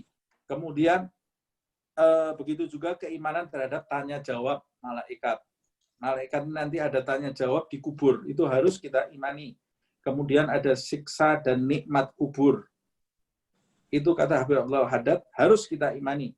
Lalu ada hari kebangkitan, setelah kita mati kita akan dibangkitkan oleh Allah SWT. Ada hisab, ada mizan, ada sirat di atas jahanam yang akan dilewati oleh setiap manusia. Ada telaga Haud Rasulullah SAW. Mudah-mudahan kita termasuk mereka yang masuk ke dalam telaga Haud Rasulullah. Kemudian ada surga, ada neraka. Kemudian kita harus mengimani orang kafir itu kekal di dalam api neraka Allah Subhanahu wa ta'ala. Orang Islam pasti dia masuk ke surga walaupun ada yang mampir di neraka dulu. Kalau dia mati dalam keadaan Islam, pasti dia masuk surga. Kalau dia mati dalam keadaan kafir, dia pasti masuk ke dalam api neraka. Tanpa perlu perdebatan. Ini saya menjabarkan ini. Saya ingatkan nanti yang bertanya, tidak usah berdebat masalah ini, karena ini saya menjelaskan thariqah Bani Alawi seperti ini. Kalau Anda memiliki keyakinan lain, ya berarti Anda tidak berthariqah Bani Alawi. Karena ini, forum ini bukan untuk mendebatkan kenapa Habib Abdul Haddad memiliki pendapat seperti ini. Nah, itu nanti sediakan forum yang lain. Sediakan forum yang lain. Kita hanya mau menjelaskan ini yang diyakini oleh kaum Alawi. Kemudian, di antara keimanan yang lain adalah melihat Tuhan. Nanti setiap umat manusia Islam yang masuk surga, dia akan melihat Allah Subhanahu wa ta'ala. Itu di antara keyakinan Bani Alawi. Wujuh yawma idzin nadhirah ila rabbiha nadhirah. Kemudian di antara keyakinan yang lain adalah sahabat Rasulullah SAW tidak boleh dicela, tidak boleh kita rendahkan. Sahabat itu tidak maksum, bisa berbuat salah, tapi bukan untuk direndahkan. Tetap kita harus hormat kepada sahabat Rasulullah SAW. Sampai di dalam kitab Nasa'i Diniyah, saya ingat persis Habib Abdullah bin Al-Haddad itu diantaranya beriman. Dia beriman, khalifah pertama adalah Abu Bakar As-Siddiq. Khalifah kedua adalah Umar ibn al-Khattab. Khalifah ketiga adalah Sayyidina Utsman ibn Affan. Khalifah keempat adalah Ali bin Abi Thalib. Nah, dari sini kita sudah jelas mana arah akidah Bani Alawi ini. Nah, makanya kalau kita mau mengetahui akidahnya, ya kita harus benar-benar mengkaji, kemudian menyimpulkan. Mengenai mereka cinta kepada umpamanya Sayyidina Husain. Siapa yang tidak cinta kepada Sayyidina Husain? Sayyidina Husain itu bukan milik satu kelompok, tapi Sayyidina Husain itu milik semua umat Islam. Mereka juga mencintai Sayyidina Husain. Sayyidina Ali umpamanya, Habib Abdul Haddad di syairnya ada yang mengatakan Sayyidina Ali itu adalah al-wasi. yang mendapat wasiat dari Rasulullah SAW. Memang dia mendapat wasiat dari Nabi Muhammad SAW. Kemudian Habib Ali bin Muhammad Al-Habsyi di dalam syairnya mengatakan, kalau aku hadir di dalam Karbala, maka aku akan basahi pedangku dengan musuh-musuh Husain. Ada kalam di syair Habib Ali bin Muhammad Al-Habsyi seperti itu. Dan memang mereka cinta kepada Ahlul Bait Rasulullah SAW, tapi sekali lagi kita harus membaca dengan jelas. Ini sehingga kita tidak menyimpulkan sesuatu dari ucapan belaka. Oke, Saya kira ini yang saya sampaikan. Mungkin waktunya kelewatan, takut kelewatan. Ya. Ya, ini yang bisa saya sampaikan. Saya minta maaf jika ada salah. Iya, makasih Nabil. Ya. Makasih subhanallah. Ya, lengkap sekali nih. Dari sejarah langsung sampai kepada Anas Said Adiniyah. Ringkasannya luar biasa. Makasih Habib. Ya. Tadi ada koin sangat penting saya kira, bahwasanya al-fahmu aham minal ilmi, mungkin Habib ya. Al-fahmu aham minal ilmi, mungkin seperti itu ya. Ya, kalau ilmu nggak paham buat apa? Gitu ya. Subhanallah. Ini saya kira ada waktu, saya tidak perlu perlu mengulas kembali. Tapi yang penting ialah ada beberapa hal catatan saya. Yang pertama ialah hendaknya kalau kita ingin mengenal Thariqah Alawiyah, kita langsung belajar kepada sumbernya. Tidak broadcast, tapi belajar sumbernya. Ini ada prinsip misal kita Ma'arif Hidayah, ada kitab An-Nasaidiniyah, ada risalah Al-Mu'awanah. Itu paling tidak harus kita baca supaya kita paham. Tapi sekali lagi, bacanya pun jangan hanya sekedar baca, tapi tanyalah pada guru supaya tidak salah paham. Ya, ini ada beberapa hal lagi yang terkait dengan akidah, yaitu yang paling penting ya tidak terlalu dalam bahasannya. Jadi pelajari adalah yang yang pondasi saja, ada sifat 20 dan lain sebagainya. Dan intinya terakhir ialah akidah Thariqah Alawiyah ini adalah Asy'ari. Ya. Bahkan saya tandaskan di situ ada kata-kata berikhtiar tapi tas di bawah Allah Subhanahu wa taala. Yang kita sebut al-kasbu mungkin. Gitu ya. Ada waktu sekitar 30 menit ke depan. Ini ada pertanyaan-pertanyaan yang melalui chat ini. Ya. Saya bacakan aja ya Habib ya. Ya Kiai Lukman. Dibaca aja. saja. Oke, dibaca aja ya. Ya, yang pertama, oke. Yang pertanyaan ini. Ini saya bingung jawab siapa aja nih. Karena pertanyaannya bisa Habib, Nabil, dan juga bisa Kiai Lukman. Ya, tapi nanti kita minta Kiai Lukman awal, sebagaimana tadi dasar pertama. Yang pertama, beda tarekat Alawiyah dengan yang lain. Ini dari Bapak Mahfud bertanya tentang beda tarekat Alawiyah dengan tarekat yang lain. Ya, ini saya kira nanti Habib Kiai Lukman bisa membantu jawab untuk hal ini. Yang kedua untuk Habib Nabil Hussein, tarekat Alawiyah yang murni itu Sunni atau Syiah sih? Ini muncul pertanyaan ini. Sunni atau Syiah sih? Ya, atau keduanya? Yang ketiga terkait dengan apakah tarekat Alawiyah itu ada mursyidnya? Kalau ada mursyidnya, bagaimana proses pembimbingannya? Ya.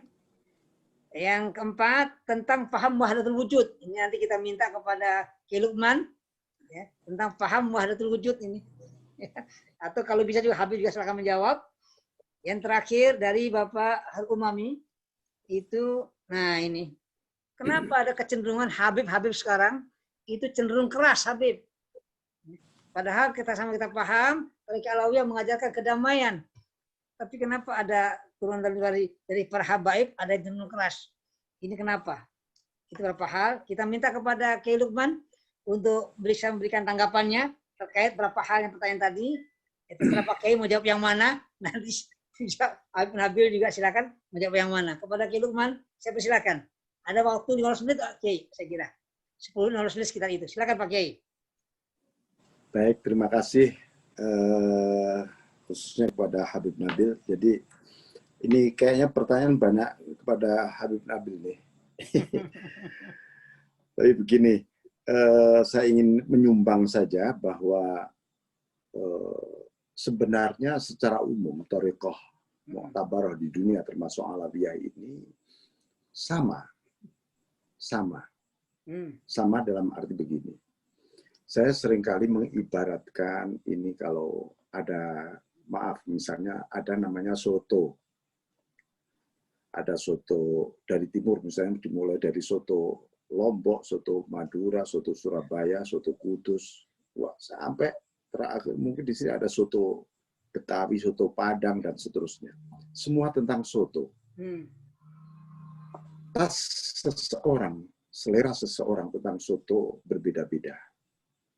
Tapi saya kira tujuannya ya sama. Dan format tentang soto juga tidak jauh berbeda. Nah, itu. Jadi thariqah itu seperti itu. Ya, tujuannya adalah ittiba'ur rasul. Ya, ittiba'ur rasul fil aqwal wal af'al wal a'mal wal akhlaq wal adab dan seterusnya. Jadi karena Rasulullah SAW adalah wadi'u hadhihi tariq. Jadi beliaulah peletak dasar thariqah sufiyah. Itu ya Kanjeng Nabi, bukan siapa-siapa. Rasulullah SAW. Nah, ini yang mungkin lebih umum aja. Jadi apa bedanya? Ya bedanya seperti soto tadi saja, gitu loh ya. Nah, hanya saja barangkali secara indikator, seseorang itu oleh Allah ditakdirkan di Qadiriyah atau di Naqsabandiyah atau di Syadziliyah atau di Alawiyah, orang hanya bisa melihat tanda-tandanya saja. Walaupun sebenarnya di sana juga sudah ditulis si A di tarekat ini, si B di tarekat ini, dan seterusnya. Tetapi kita memiliki indikator untuk kemudian berikhtiar. Itu saja sebenarnya. Nah, soal Sunni atau Syi'i, silahkan Habib nanti. Ya, bagaimana proses di dalam baiat tarekat Alawiyah secara khusus barangkali mungkin macam-macam ya, macam-macam karena proses tarekat itu juga macam-macam. Kalau secara umum saja ada yang talqin, baiatnya itu talqin, ada yang bil ijazah, ada lagi yang mungkin bil khirqah sekedar dikalungi serban gitu. Nah, itu sebagai pengakuan sebagai. Ada lagi misalnya di Thariqah Syadziliyah itu Imam Syekh Abdul Hasan Asy-Syadzili mengatakan siapa yang membaca hizib-hizibku saja sudah saya anggap sebagai muridku katanya, atau membaca biografi istilahnya para ulama Syadzili sudah saya anggap sebagai muridku. Nah, jadi mungkin lebih dari itu semua bahwa kita ini bagaimana ittiba'ur rasul zahiran wa batinan. Saya kira begitu. Zahiran bisyariah wa batinan bil aqidah wa tasawuf. Kan itu saja sebenarnya sederhana. Nah, kemudian mengenai wahdatul wujud, ini barangkali ada beberapa. Ini soal pendidikan sebenarnya.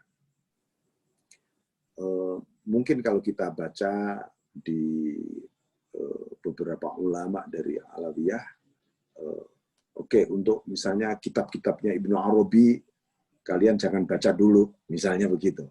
Ya itu boleh-boleh saja untuk mengatakan begitu, karena apa? Untuk orang awam membaca karya-karya Ibnu Arabi bisa sesat nanti malahan. Nah, maka dibatasi. Silabusnya, kalau istilahnya silabus pendidikan thariqah itu ya memang jelas episode-episodenya dan seterusnya. Jangan sampai nanti ibarat anak TK belajar pendidikannya mahasiswa nanti mabuk kan gitu aja. Itu aja. Jadi bahkan soal wahdatul wujud gitu ya. Jadi ini pasti panjang kajiannya. Kajiannya sangat panjang karena ini soal zauq. Jadi apalagi kalau dilihat dari segi bahasa, bahkan di Jawa gitu ya, di Jawa dalam tradisi tasawuf Jawa kuno itu ada istilah manunggaling kawula Gusti itu misalnya. Ini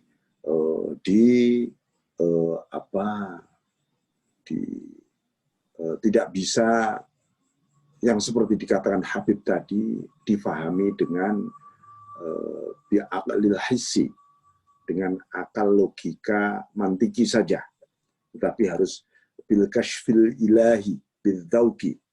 Nah, wilayah dzauq, wilayah kasyaf ini menjadi bagian dari sumber. Karena Imam Ghazali salah satu sumber kebenaran itu antaranya adalah dzauq wal kasyaf. Nah, ini bagian dari mungkin kajian-kajian yang sifatnya epistemologis, filsafat ilmu pasti dikaji itu mengenai dzauq wal kasyaf. Karena itu saya salah satu misalnya dulu ada seorang sufi di kampung, terus dia melakukan satu aktivitas yang menurut kitab-kitab para ulama ini ditolak. Tapi dia bilang begini, enggak, menurut saya boleh. Duh, dalil Quran, hadis di kitab-kitab mana Anda mengatakan itu boleh? Ya saya merasakan itu boleh, katanya begitu. Akhirnya ini penasaran, para santri berdebat bahkan sampai fitnah dan seterusnya. Ketemu juga justru menyelip di sebuah syarahnya Ibnu Hajar, syarahnya Imam Bukhari, itu disebutkan malah itu pendapatnya Imam Ali, pendapatnya para sahabat yang membolehkan aktivitas dia itu. Di kitab lain juga ada. Cuman tiba-tiba terselip. Tapi dia juga nggak ngerti, nggak bisa baca kitab beliau ini. Tapi dia mengatakan, zauknya mengatakan, boleh. Dalilnya mana? Carian. Gitu. Jadi hal-hal yang seperti itu yang mungkin kalau kita membahas wahdatul wujud, maka barangkali secara apa ya? Secara kalau dalam bahasa saya, secara syariat itu memang namanya wahdatul wujud. Tetapi secara hakikat itu namanya wahdatul syuhud. Maksudnya secara dzauqiyah, orang itu bisa mengatakan wahdatul wujud itu akibat syuhuduhu, musyahadah.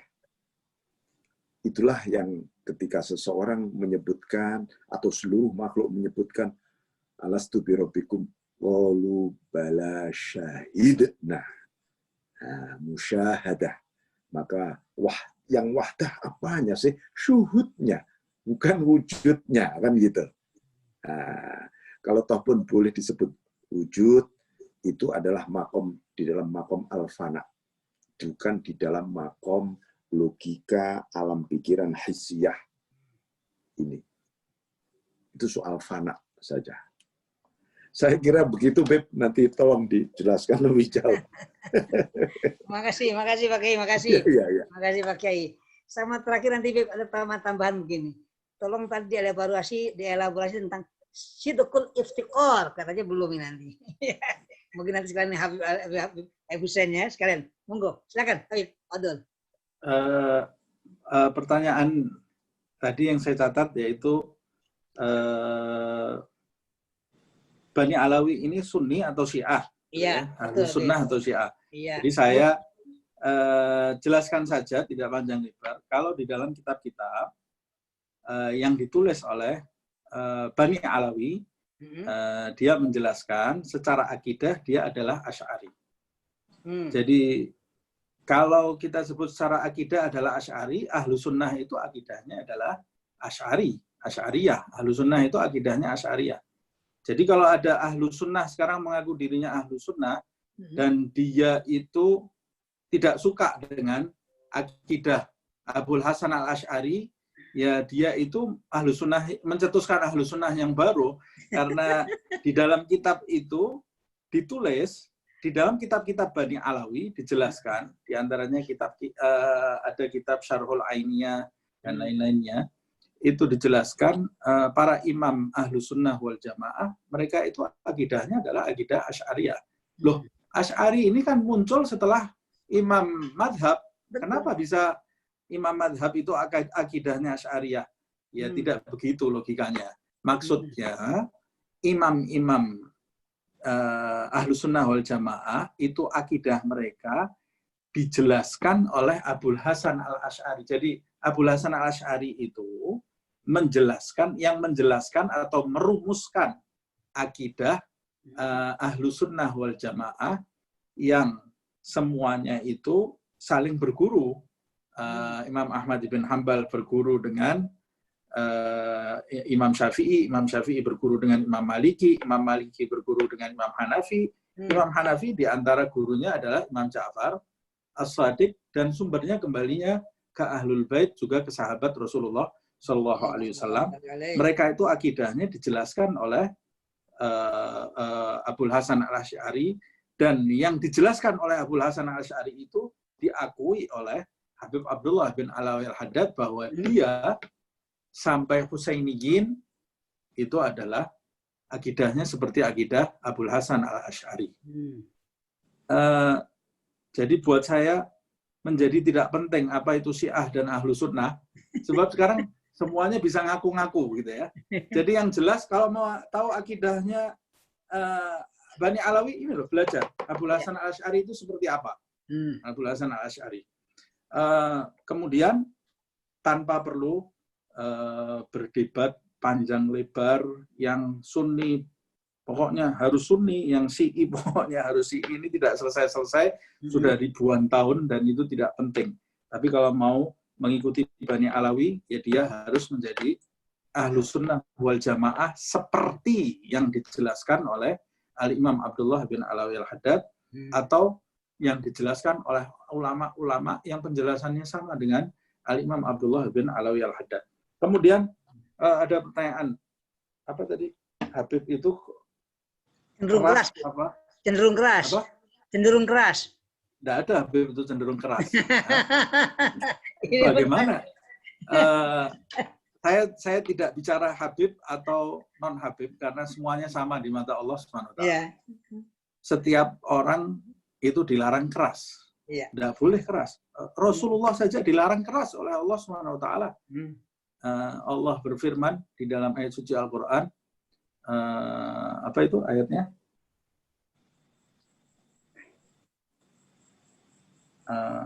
Al-Kufar. Bukan. La haula wala quwata illa billah. Muhammadur Rasulullah. Lan faddu min haulik. Iya. Apa itu ayatnya? Hah?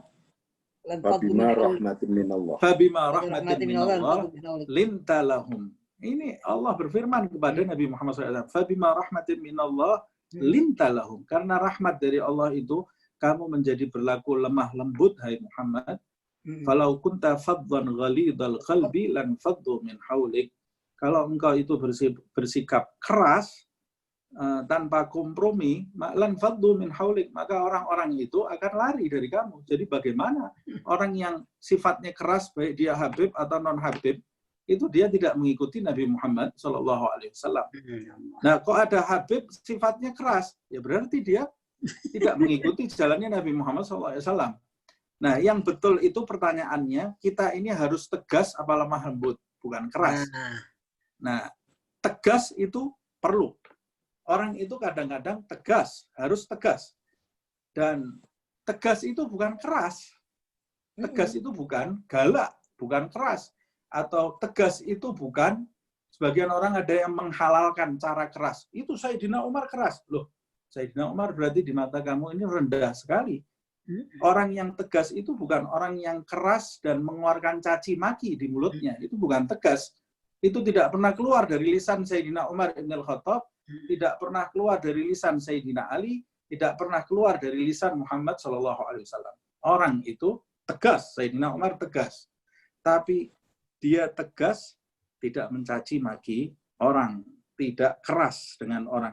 Dan orang kalau mau memiliki sifat tegas, orang itu di setiap diri manusia pasti ada sikap tegas, ada sikap lemah lembutnya. Nah, kapan dia bersikap lemah lembut, kapan dia bersikap tegas, itu harus bijaksana.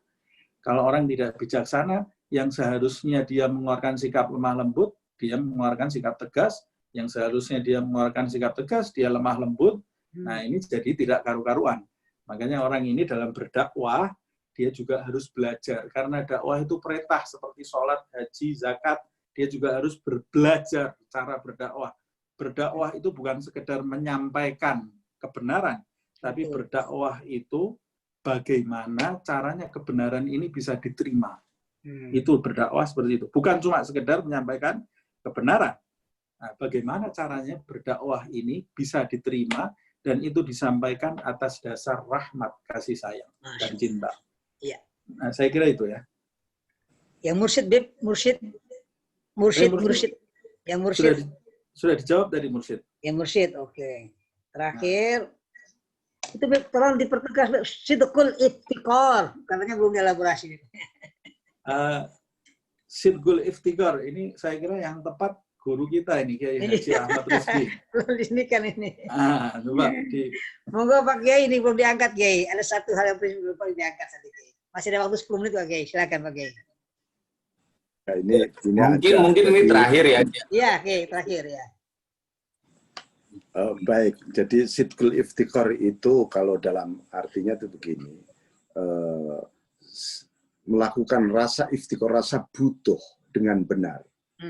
Jadi manusia itu memiliki satu sifat yang tidak akan pernah berubah selamanya, yaitu iftikar, merasa butuh. Besok sampai di surga, kita pun semakin butuh kepada Allah. Bukan nggak butuh, semakin butuh.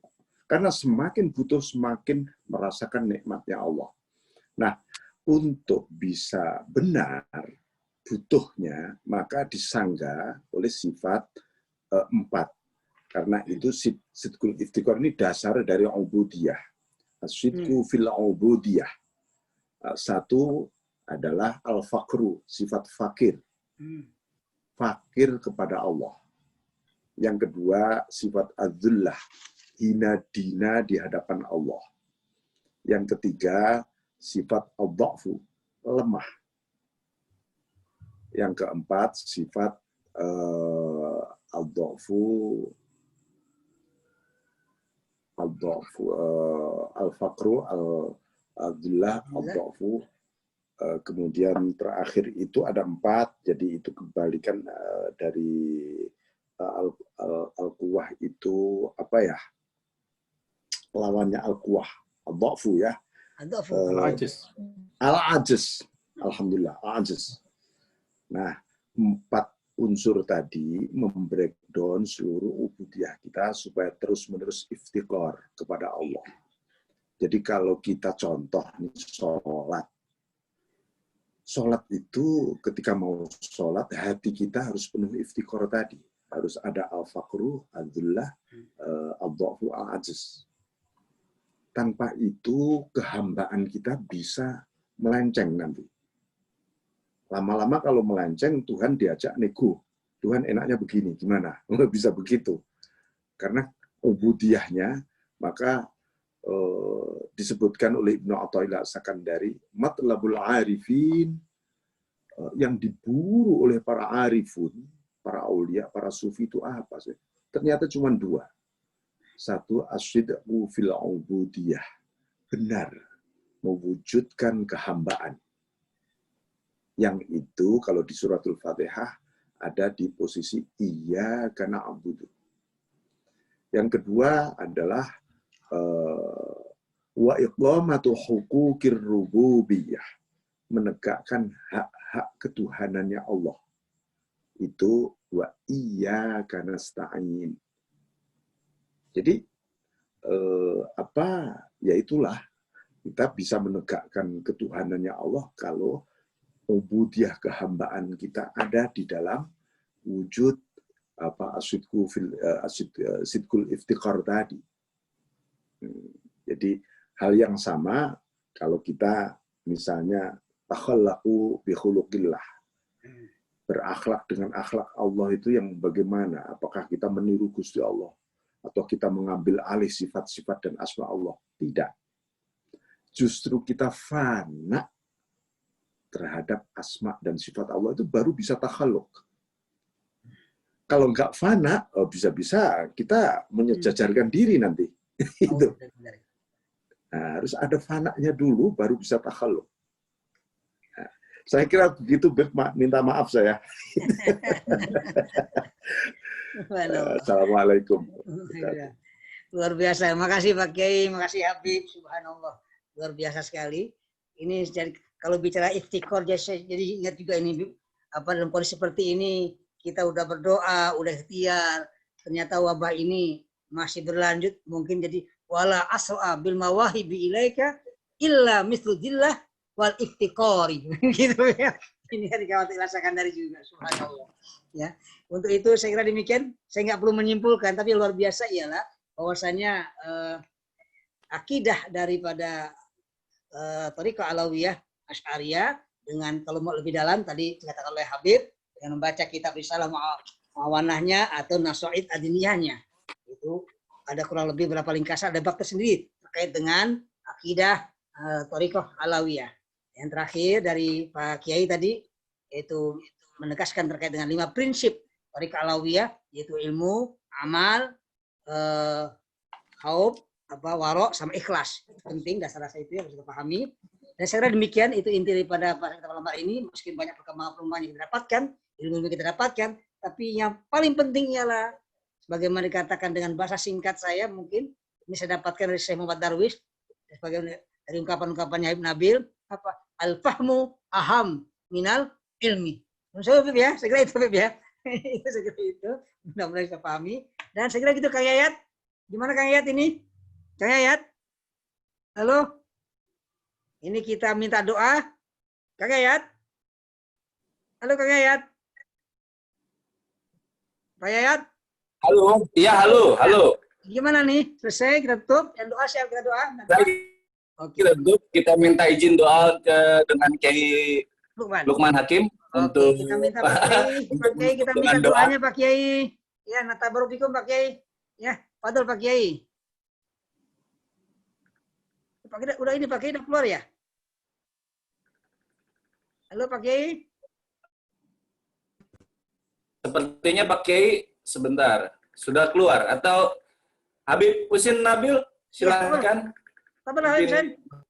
بسم الله الرحمن الرحيم اللهم يا عظيم السلطان يا قديم الإحسان يا دائم النعم يا كثير الجود يا واسع العطاء يا خفي اللطف يا جميل السنء يا حليما لا يعجل صلي يا ربي على سيدنا محمد وآله وسلم وارض عن الصحابة أجمعين اللهم لك الحمد شكرا ولك المن فضلا أنت ربنا حقا ونحن عبيدك رقا أنت لم تزل لذلك أهلا يا ميسر كل عسير ويا جابر كل كثير ويا صاحب كل فريد ويا مغني كل فقير ويا مقوي كل ضعيف ويا مأمن كل مخيف يسر علينا كل عسير فتيسير العسير عليك يسير اللهم يا من لا يحتاج إلى البيان والتفسير حاجاتنا كثير أنت عالم بها وخبير اللهم إنا نخاف منك ونخاف ممن يخاف منك نخاف ممن لا يخاف منك اللهم بحق من يخاف منك نجنا ممن لا يخاف منك اللهم بحق سيدنا محمد واحرسنا بعينك التي لا تنام واكنفنا بكنفك الذي لا يرام ارحمنا بقدرتك علينا فلا نهلك أنت ثقتنا ورجاؤنا اللهم إنا نسألك زيادة في الدين بركة في العمر وصحة في الجسد سعة في الرزق توبة قبل الموت شهادة عند الموت مغفرة بعد الموت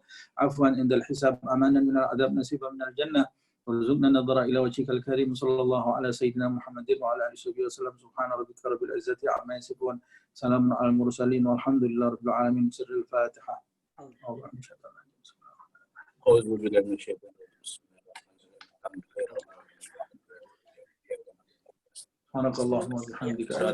Kita putus bersama, ada acara putus bersama. Habib, mohon maaf kita putus bersama dulu, tapi sebelumnya saya mohon maaf apabila dalam mandu acara ini kurang berkenan, ada kesalahan kekurangannya, dan saya serahkan pada Kang Yayat untuk bagaimana kita putus bersama kita. Habib, mohon maaf. Pertama-tama saya minta izin untuk membuka kameranya semua. Oke. Silakan yang berbuka. Membuka kamera. Iya. Ya, membuka kamera. Saya hitung lagi 1, 2, 3 lagi. Ada yang belum kebuka kameranya? Ya, 1, 2, 3. Lagi. Betul. Saya ulang lagi ke sebelah kanan. 1, 2, 3. Nah, terima kasih. Terima kasih. Makasih semuanya. Boleh dimatiin kameranya. Assalamualaikum. Sehat Iya. ya semuanya. Terakhir, mohon maaf bila mana ada kekurangan, dan bisa saya informasikan bahwa di edisi berikutnya kita juga akan menampilkan dua narasumber yang tentu saja satu dari kalangan Alawiyyin dan satu lagi mungkin dari kalangan kiai atau ulama Nusantara. Kemudian ada informasi bahwa saya juga mengadakan kegiatan semalam di Mahya di habis Isya sampai pukul 10 malam. Dipimpin atau diasuh langsung oleh Habib Husin Nabil. Informasi yang kedua yaitu Mahya mengadakan kegiatan khatam kitab online yang dibawakan oleh dua ustadz, yaitu pembahasan khatam kitab Risalah Al-Jami'ah yang dibawakan oleh Habib bin Thohir, kemudian kitab Tarik Al-Hawadis yang dibawakan Habib Fahmi Assegaf. Selama kali pertemuan Zoom, cocok sekali untuk peserta atau orang-orang merasakan bagaimana kita menghatamkan kitab sampai tamat, bagaimana kehidupan santri atau kehidupan pesantren, kita belajar dari pertama sampai kemudian mendapatkan ijazah. Bisa daftar, nanti akan informasinya akan di grup Rauha Virtual Mahya. Demikian yang Wallahi wabarakatuh. Waalaikumsalam. Terima kasih semuanya. Terima kasih Kiai Rusdi. Sama-sama Habib. Masya Allah. Balik amalukum. Ustaz Nabil semua, terima kasih banyak. Masya Allah. Alhamdulillah. Mubarak semuanya. Ya. Oke. Yep, ya. Ketemu Habib insya Allah. Ya. Assalamualaikum. Waalaikumsalam warahmatullahi wabarakatuh.